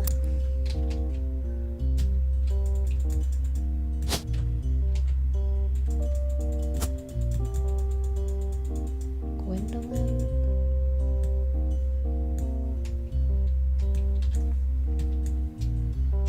And who the heck is Jim? Do we have anybody that doesn't have a picture yet that we've filled stuff in for? It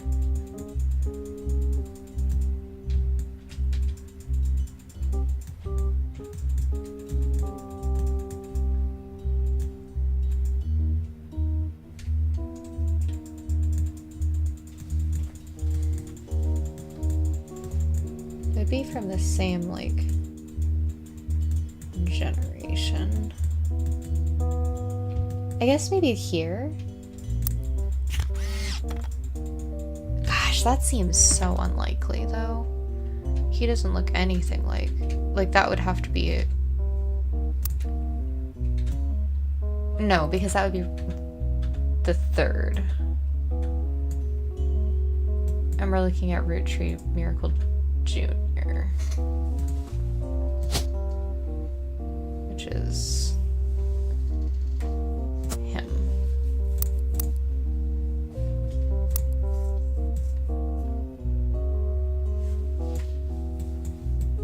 Who the heck is Jim?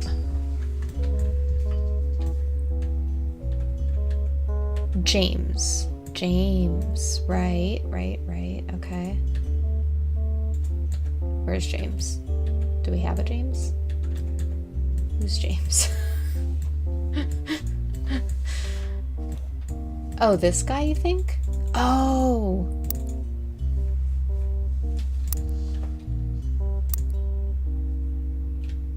He has a mustache. Swoopy hair. Sure, yeah, that could be the same guy.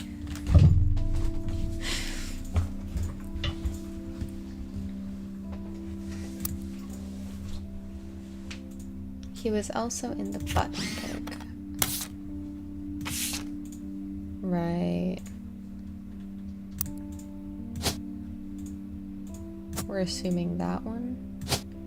God, doesn't that really look like the same guy?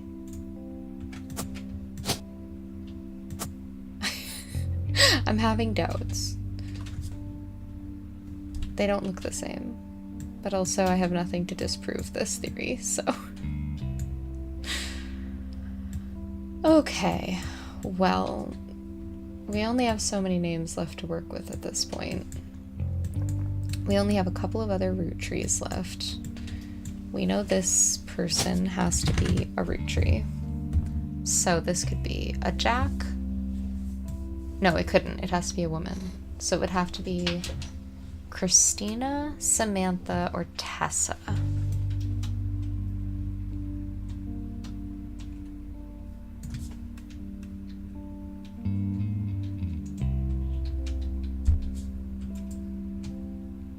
There's a little male symbol there next to the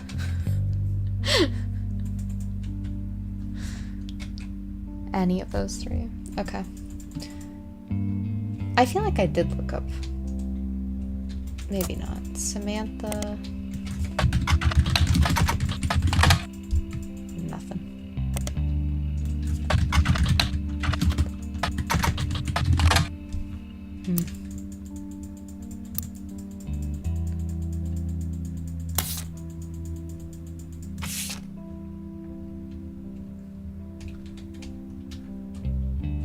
There was Samantha. Tessa, I think, is one we have in.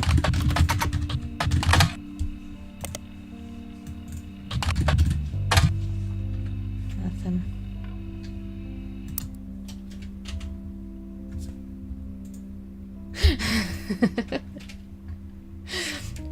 Maybe the egg hasn't cracked. You're right. I don't know. What other Roottrees are there? Christina Roottrie. I feel like I looked that up.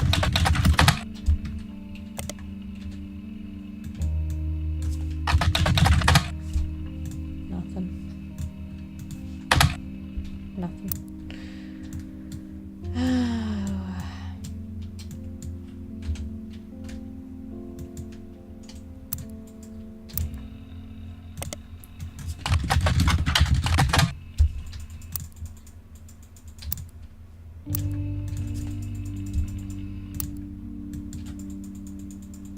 These people are so annoying.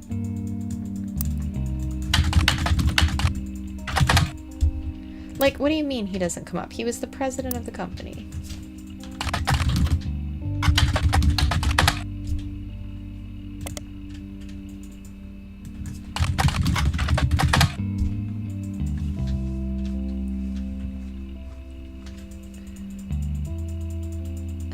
I think this is new. An article from 1982 announces that Ernest Matson Jr. is taking over the day-to-day operations of Roottree after the previous president died unexpectedly. Little is known about Ernest, but sources close to the family, who have asked to remain anonymous, have made it clear that he is more than qualified. There are rumors that Ernest had originally trained to succeed Zach Morden, but had been passed up for unspecified reasons. Business Watch also managed to get a quote from the company's publicist. The last 4 years at Roottree have been rough. In an attempt to keep our products relevant to the modern audiences, some of our decisions have had unintended consequences. From the fancy flavors misstep to the batter up bar, we've taken a bit of a tumble in the public eye, but Mr. Badson is committed to getting back to basics.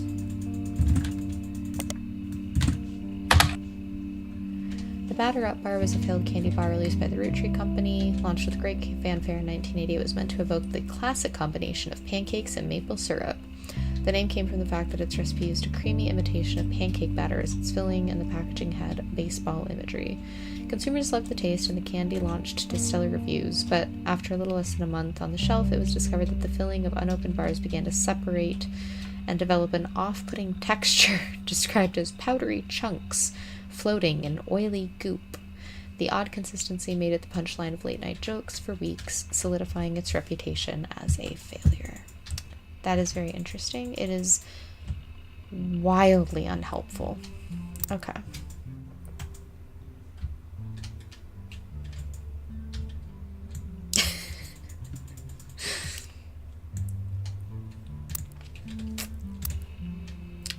deeply unfortunate.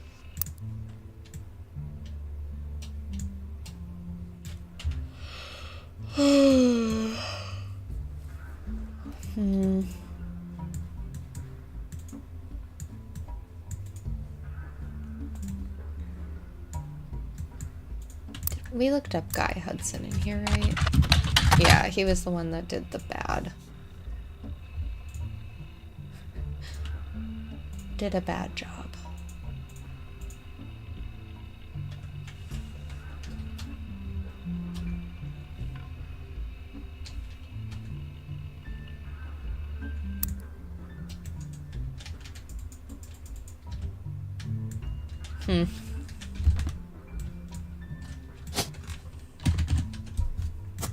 Housewife, probably.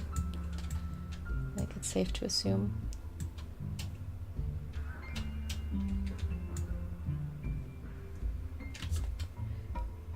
You feel like Jack.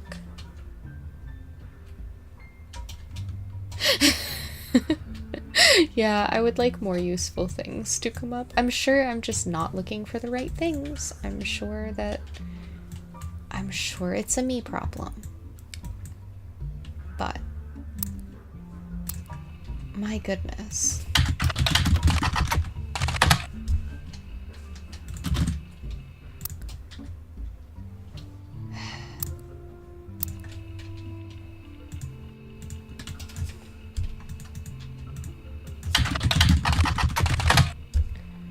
And this guy just doesn't come up at all. Which is so unhelpful.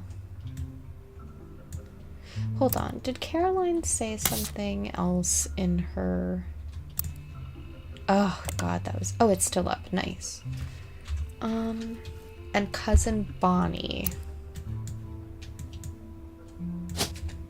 Probably also a housewife. Ah, ha ha ha, nice. Okay, let's see if we can get more information yet.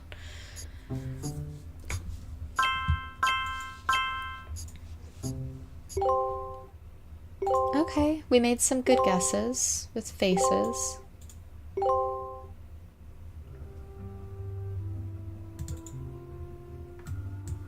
Did anybody not get locked in that we put all the information in for? I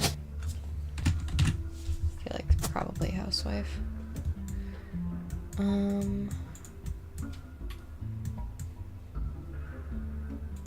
Gwyneth didn't lock in, but that just could be because we don't know her occupation. I'm assuming she's a student. A K through 12 student.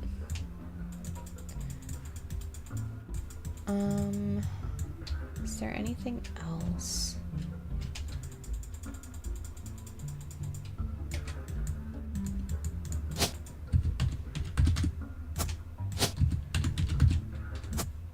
Okay, nice. That helps to just get some of them locked in.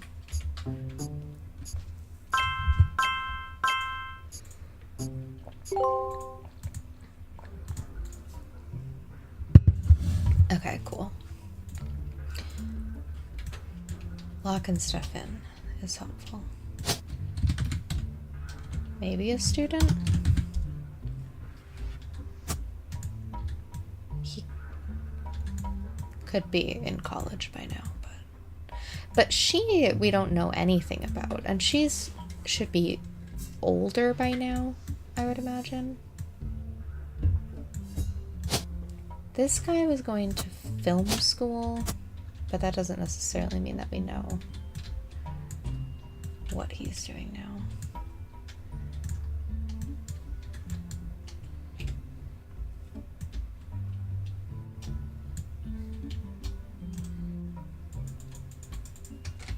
And we don't know anything about these Roottrees either.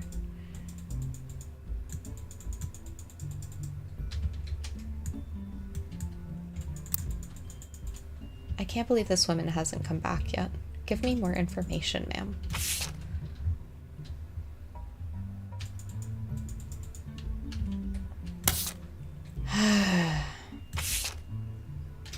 Who's left?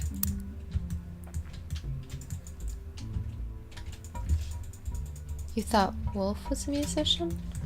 Wolf is a child. I mean, it's possible that he also became a musician, but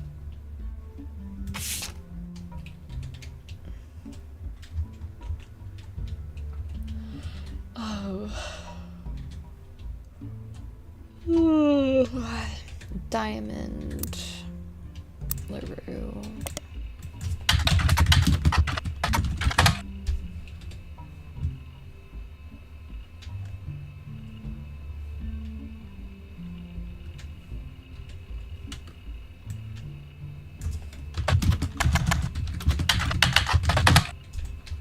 This is where we got that from. The card is from 1996, so just 2 years ago, included pictures of Jim and Diamond's young son, Wolf, as well as a note about his daughter's band. Yeah, that's it. So he's just a kid. He's a child.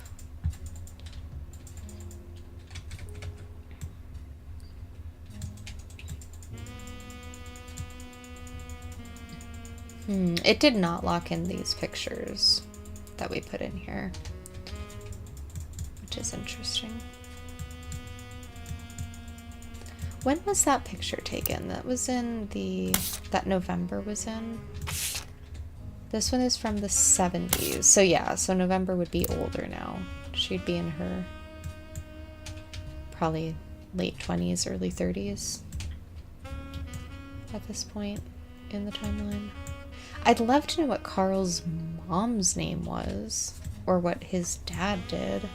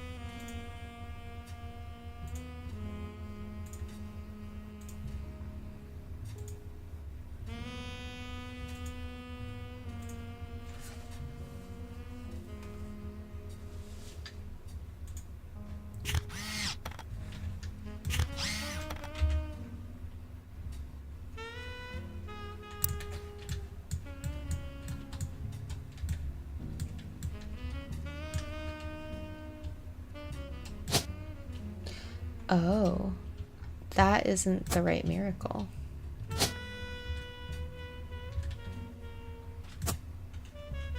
Hold on.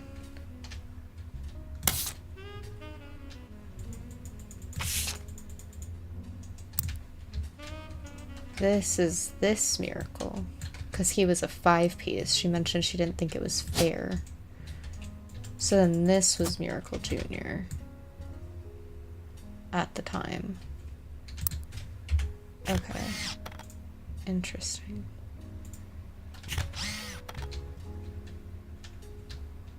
Did we look up Jack? Who's Jack? Jack where? I need to be directed. There's so many names.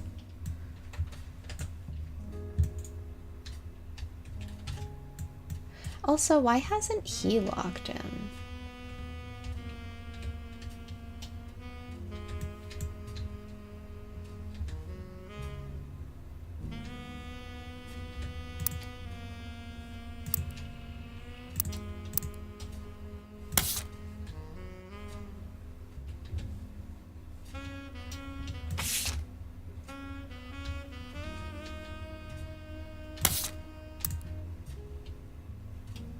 Is there a different...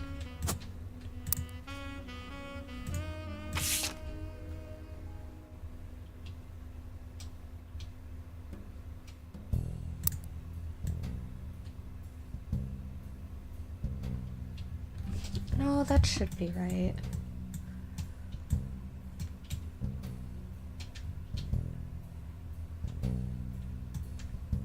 Interesting that this logged in, but her name didn't.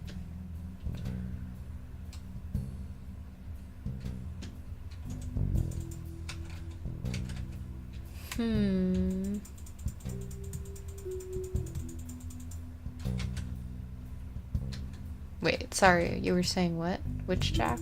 Who's Jack? This family tree is just about done.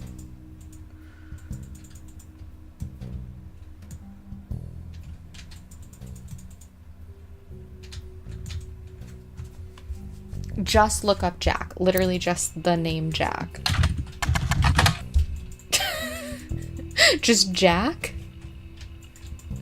I don't think that... Jack Roottrees.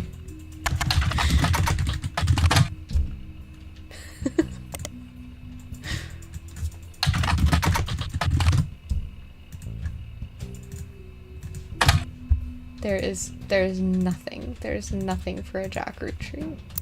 I'm so sorry.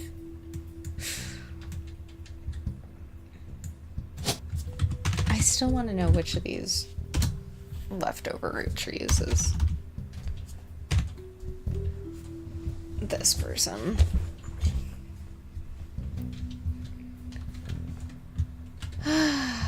Okay. But our list has gotten a lot shorter. We only have a few names that haven't been accounted for at this point. I just don't know, like... Oh.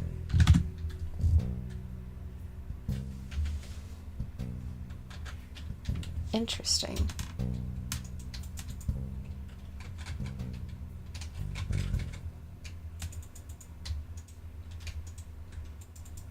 Interesting.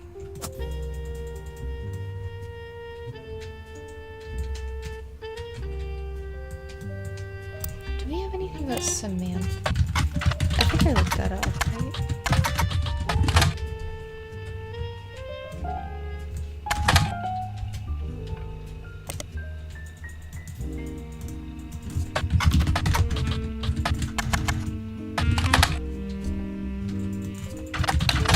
Oh my lord, I hate when it does that.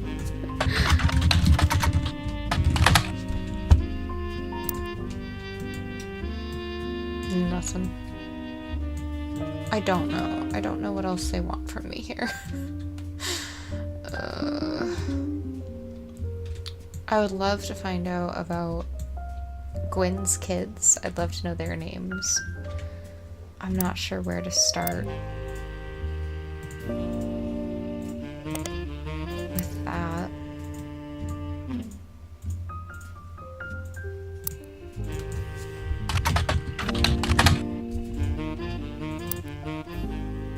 Forsyth alone brings up nothing.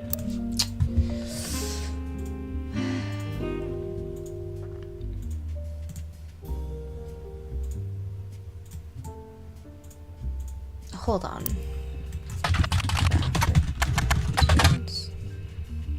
Advertising firm.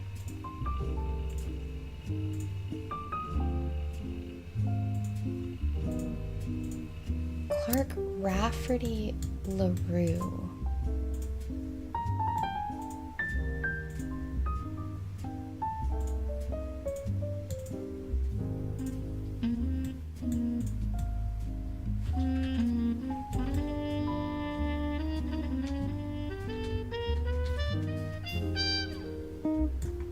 Oh. Hold on.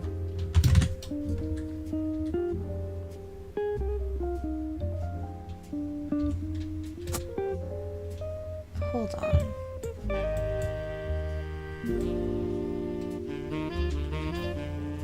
No, that has to be Clark Rafferty. But he is an advertising firm. Okay. That's his most recent.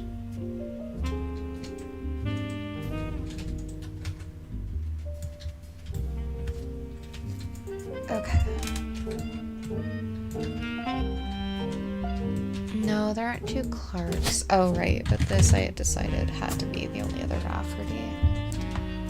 And we still don't know who he married. who this other divorce situation was. He had 3 marriages. Also, I still find it interesting that this did not stick, so I'm wondering if maybe it's Kim.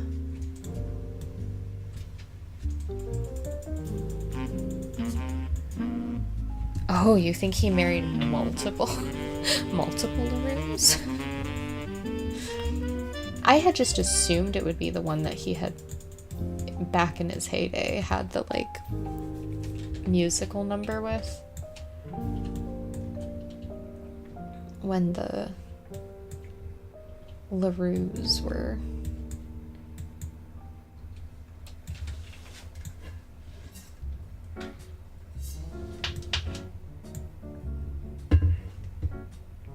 We also don't know who the heck, like, Chris Rafferty is. I wonder if... Have I looked that up?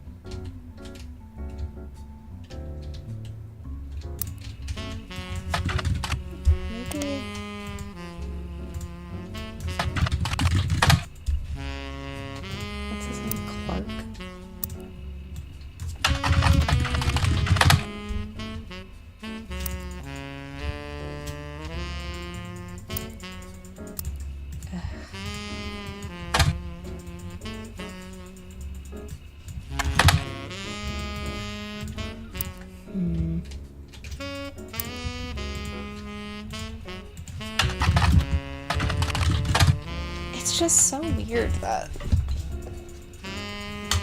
he shows up in here, but not then later for his advertising firm.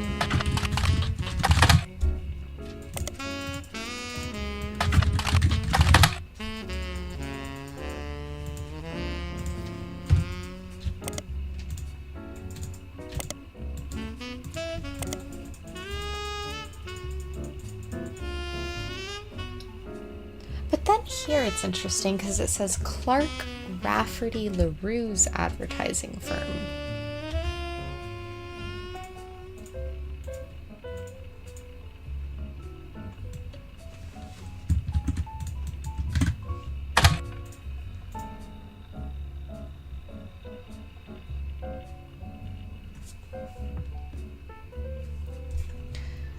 The Roottrees Maples Super Bowl commercial from 1994 has a family bickering in a department store, and the father bites into a Roottrea maple crisp. Time stops and Jingle plays while he dances down the aisle. As he does, different things in the department store become Roottrea candy. For example, a bed that the father collapses onto becomes a giant chocolate bar. The jingle, "Need the Rest," went on to be featured in other commercials.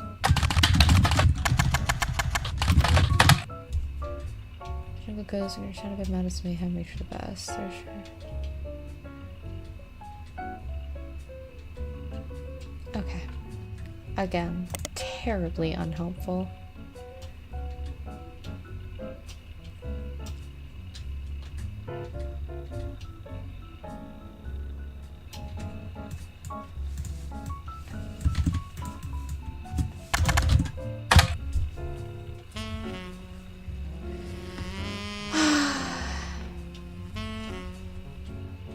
And this just takes us back into this information.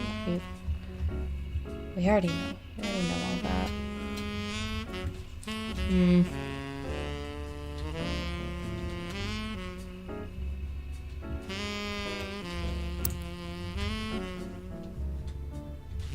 I just think it's so interesting that his name becomes Clark Rafferty LaRue.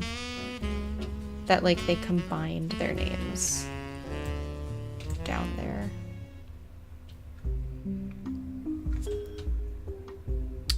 You're right, there is. I could use a hint.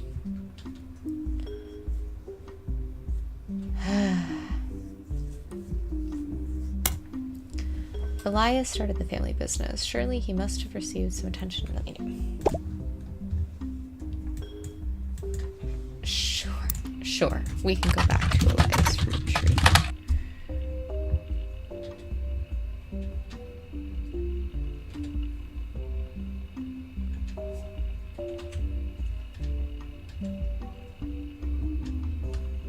looked at that.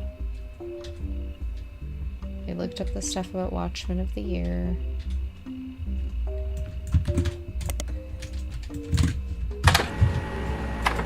Oh. Let's see. What did that give us? Elias Roottrees was voted Watchman of the Year by Business Watch in 1936, and a painting of him appears on the cover. The magazine says he was voted Watchman of the Year specifically to recognize the global rollout of 5 pieces. Inside the article is a timeline of 5 pieces. 1908, Elias forms the Roottrees Candy Company after marrying his wife, who inherited a maple farm. During the period before 5 pieces, the company is barely profitable. 1909, Elias has a daughter, the first of 5 children. 4 more follow, leading to Elias invents 5 pieces. Each of the 5 flavors is chosen based on the initials of his 5 children. 1 flavor per child. Well, we already know his kids, so that's not really very helpful. And Edward was just not locked in because we don't know his occupation. 5 pieces are first sold in some Pittsburgh markets. 5 pieces are rolled out to all of New England. The new recipe and flavor is finalized, and the candy begins nationwide distribution in department stores and other shops everywhere. The Roottrees Candy Company purchases every available maple farm in Pennsylvania in preparation for the global rollout. Wow. With the help of his son Elias Roottrees Jr.'s architecture firm, a new industrialized factory and warehouse are built in Butler County. They already have that. Production is tripled and worldwide distribution begins. There is also a What's Next section that claims Elias is going to pivot to ensuring his company's legacy and that the Roottrees Candy Company remains a family business. He plans to do this with the Clanced Trust. We've seen that before, actually. The Clanced, pronounced Clancid, Clancid Trust is a highly unusual corporate arrangement named after Clancy Edward Roottrees, who was Elias's son and the Roottrees Candy Company's head lawyer.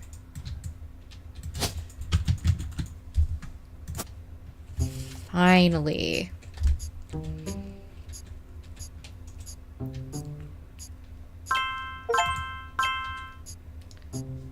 Oh, I got an achievement for locking in the 5 pieces.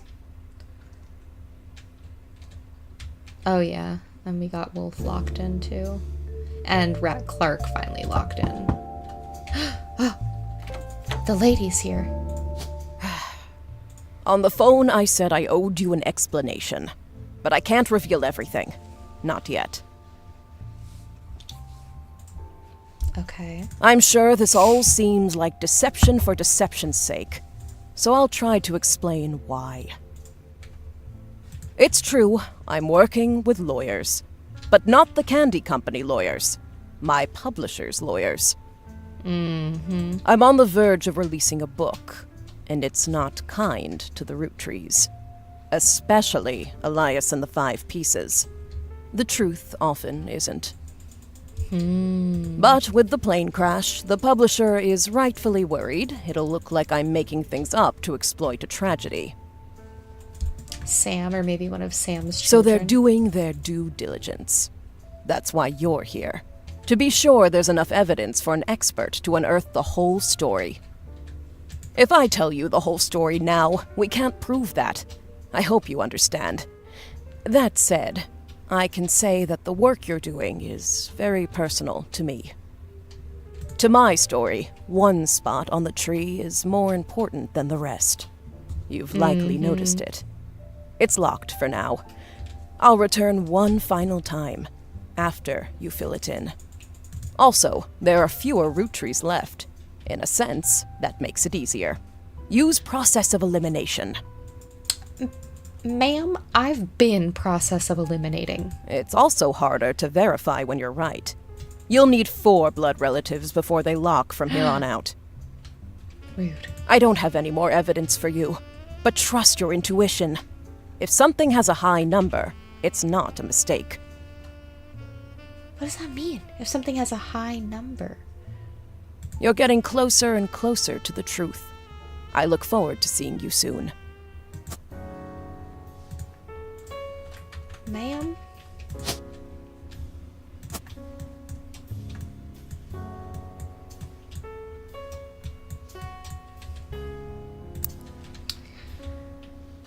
Oh, right, we were looking at the Clancid Trust.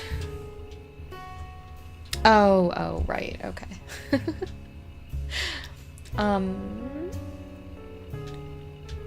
Due to its unique nature, it's often brought up in online discussions about financial matters and inheritance as an oddity. The company mandates that a fixed percentage of its profits are split every quarter amongst bank accounts representing each direct relative of Elias and Gwyneth. An account is created for each blood relative at birth and first accessible when they reach 18. The actual numbers have never fully been disclosed to the public, but due to the ever-increasing success of the company, it is a significant amount of money. The Clancid Trust is known for being essentially impossible to get around due to many checks and balances written into it. Still, there have been a few situations in which family members have tried to forcibly remove another member from the trust.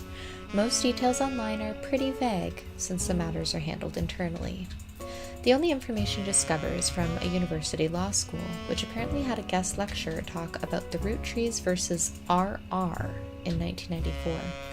While looking into the Clancid Trust, you often find mentions to the 5-piece guarantee, which went into effect at the same time. Highlight. I'll come back to you. First, we're going to look up this. You find very few details about Rob and Ron. You find very few details about this particular incident with regards to the Clancid Trust. A student that attended the lecture wrote the following on a Legal Oddities website. From what you can tell, RR attempted unsuccessfully to remove a fellow family member from the trust. It was said that RR attempted 2 arguments. First, the person in question was born out of wedlock. And second, they committed a significant crime against a fellow family member. Still, due to the ironclad wording of the Clancid Trust, it was impossible to remove any direct descendant of Elias Roottree without completely dissolving the trust. There is no additional information online.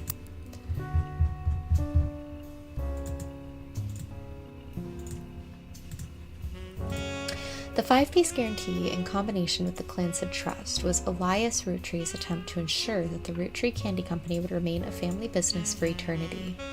In isolation, it is somewhat baffling. The yearly salary of Roottree's president is always locked to the price of a single pack of 5 pieces. When the 5-piece guarantee went into effect, this was 25 cents a year. Now it's closer to $4.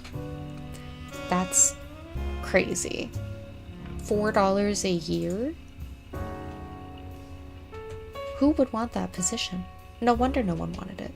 Combined with the Clancid Trust, however, it makes a bit more sense. Elias wanted to ensure that only his direct relatives could afford to be president. Oh, okay. And he knew that because their passive income was tied to the profits of the company, they would have a vested interest in keeping the company as profitable and successful as possible. Whether or not this was a smart or successful decision is widely debated both online and in person by economics enthusiasts of all levels of expertise. That's wild.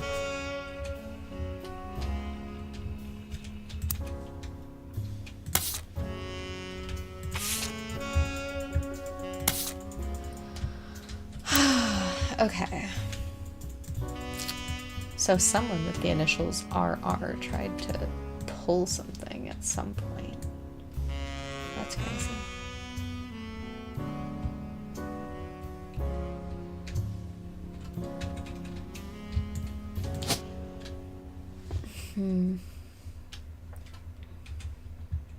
Luisa Garcia. That one interests me.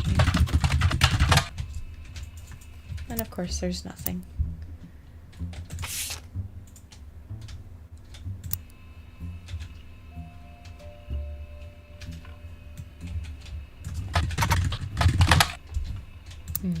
Wonder how she's related to any of this.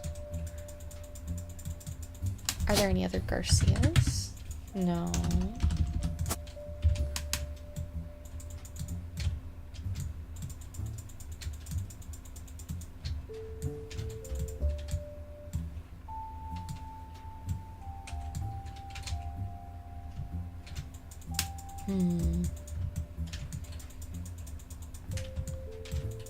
I feel like there are more names left than there are spots at this point.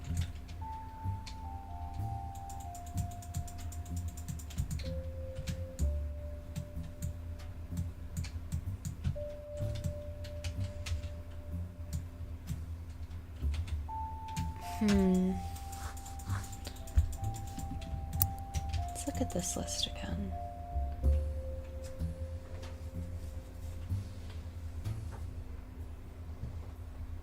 Have we found where Clara Lansing goes?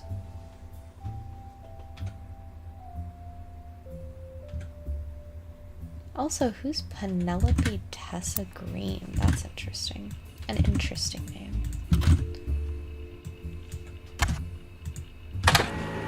Oh, that brought something up. Oh, right. I've totally forgot that we had gotten another picture for Clark. Oh god, which one was it? This one, right? This is the one we decided was probably him. Neither of these have locked in, so I don't think that those are probably right.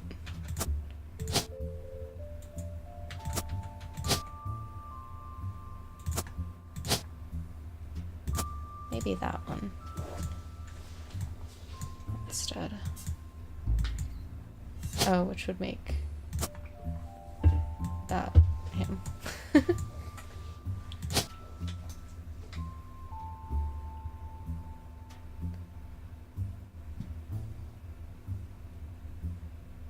I don't know. I'm kind of wondering if maybe this is him. Hold on, hold on. I'm thinking that maybe that one's him. And maybe this, he had like a whole head of hair. We'll find out eventually. Those are optional, so I'm not too worried about it. Okay, what were we looking at? Penelope Tessa Green is a retired comedian. There's a result for the Laugh Lounge, a club in Reno, that claims Penelope got her stand-up start and first did her famously raunchy, oh my, breast milk cheese routine in the 80s before she was a TV star on Brother Trouble. The site claims she retired for the birth of her first child, but still makes yearly appearances for fundraisers, doing more family-friendly material. You find a picture labeled Joke-a-Lantern 1997, as well as a different picture labeled Jack watching one of his mother's charity sets 1994.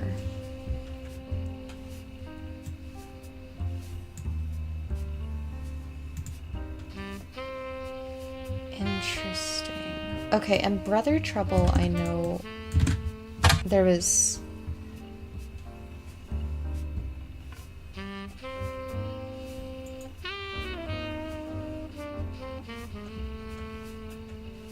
Right, she played...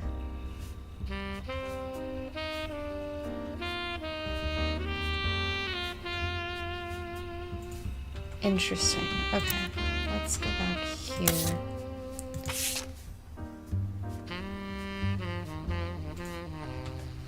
Jack watching one of his mother's charity sets. Penelope Tessa Green's fundraisers. That is interesting.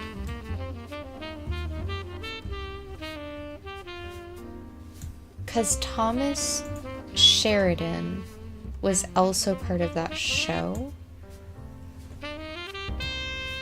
Oh wait, did it say Chris?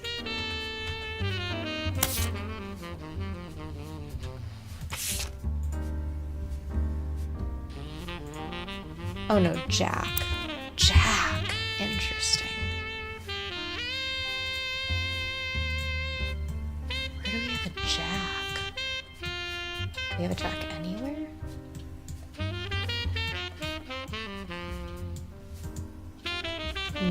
This didn't look in.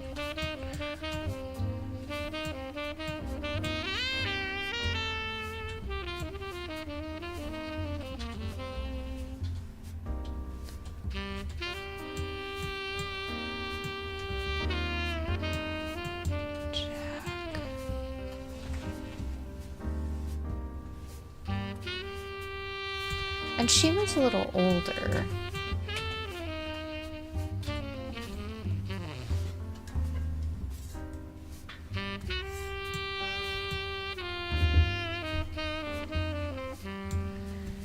I guess would it be possible maybe she's here?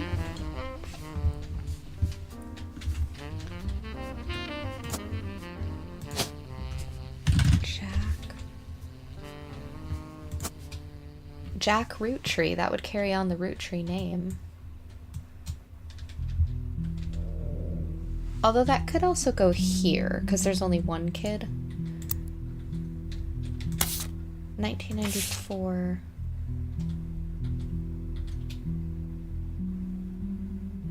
Although 1997, so she did have 2 kids, so that might be her. Maybe she's married to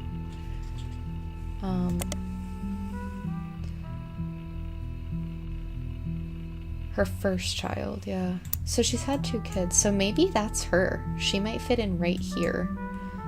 They both were into film and TV.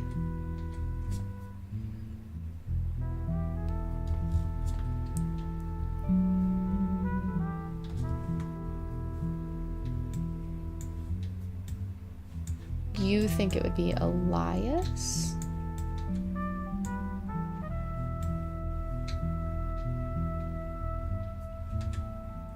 Elias M's son.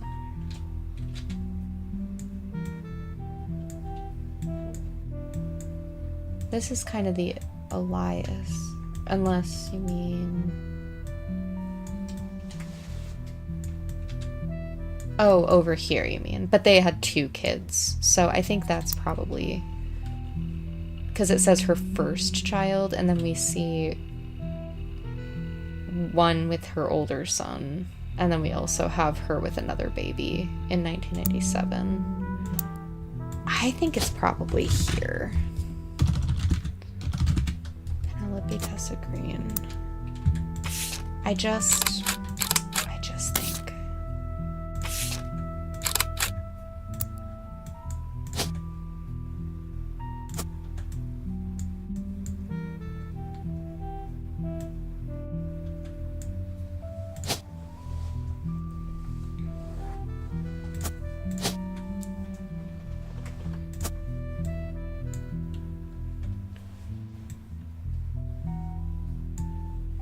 I wish we knew what...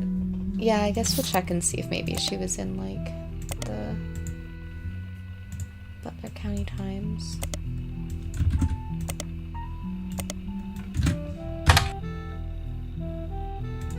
No, not there. Or there. Or there. Okay.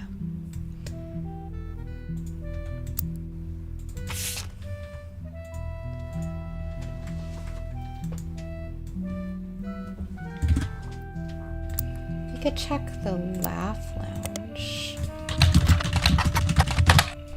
Maybe. No. Okay.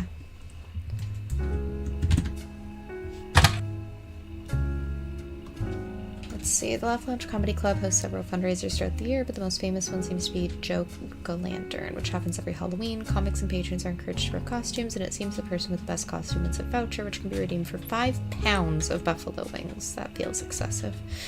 There's a 2-drink minimum and a 0-tolerance policy for heckling. Every year we tell people not to heckle the comics, and every year someone ends up getting kicked out. Don't do it.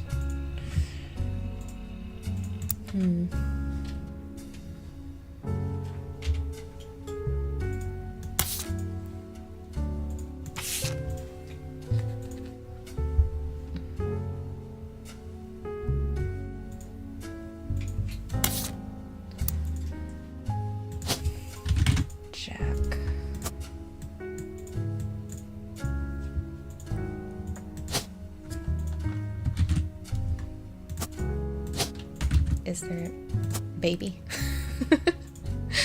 And then that would mean there's another Roottrees.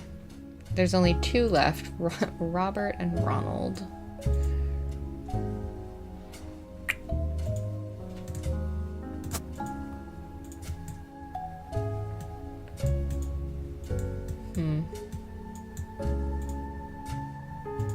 You're right. That could be a girl baby. You are 100% correct. I had not considered that. There is also unknown. So I guess that's worth keeping in mind too.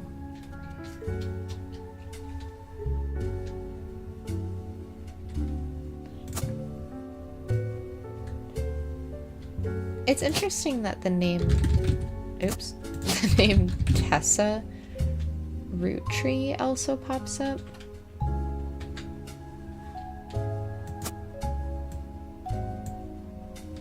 Who is Linus Cornwall? I think I've looked him up before because I thought his name was interesting. And nothing happened, unfortunately.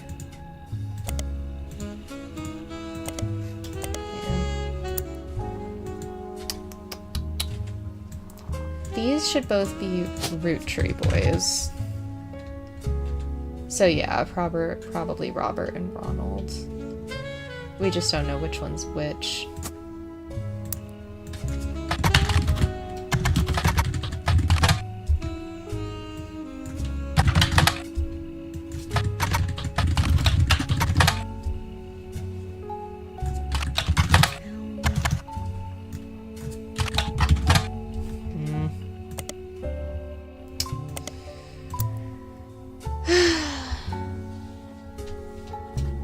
Yeah, I think Tessa could definitely make sense.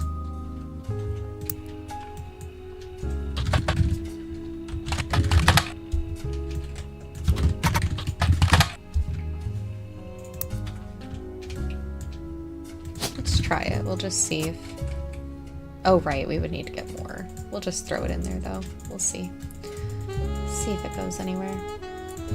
This also needs to be a Roottrees, but we don't know anything about Elias yet.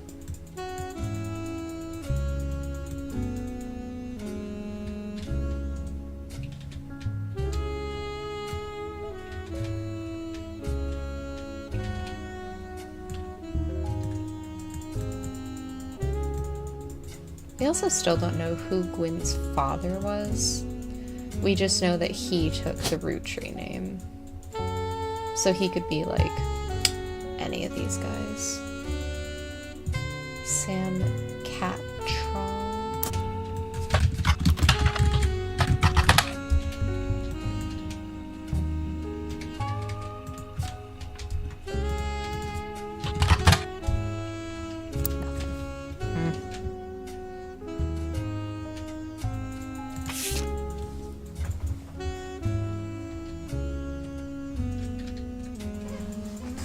Into the Clancy Trust, we looked into the 5-piece guarantee.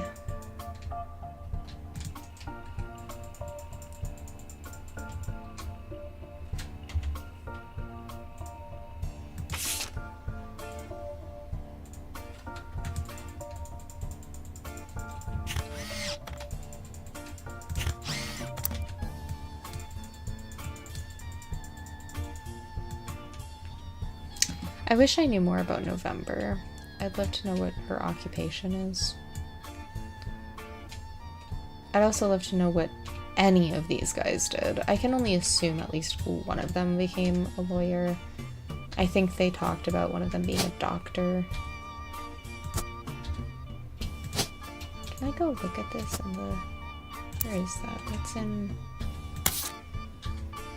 this picture.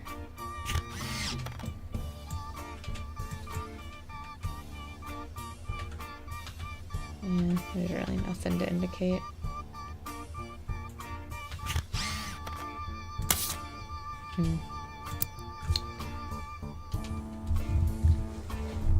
Oh, okay. I feel like we're getting there, guys. I feel like we're getting close. Lawyer has long tie, doctor is bow tie, obviously. You're probably right, to be perfectly honest. I don't doubt the correctness of your statement.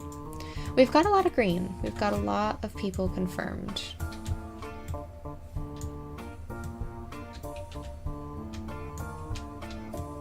I feel like a lot of these women were just housewives. Okay. Well, I think that's where we're gonna have to call it for tonight, guys. We will eventually finish putting this together. Maybe I'll start with double checking online for these guys tomorrow. Yellow? I guess. I don't know. It looks kind of like lime green to me. Because, like, that's yellow. You know? Like, that's gold. That's, like, yellowy. This is more of a green. I think. Chartreuse. Okay. Yes, we can mediate with chartreuse. But, okay. Yeah, I think we're gonna go ahead and call it there for the night. That feels like a good stopping point. And hopefully tomorrow we can finish figuring it out. Thanks for hanging out tonight, guys. Solving mysteries with me. Everybody get good sleeps. And I'll see you on the next one. Good night.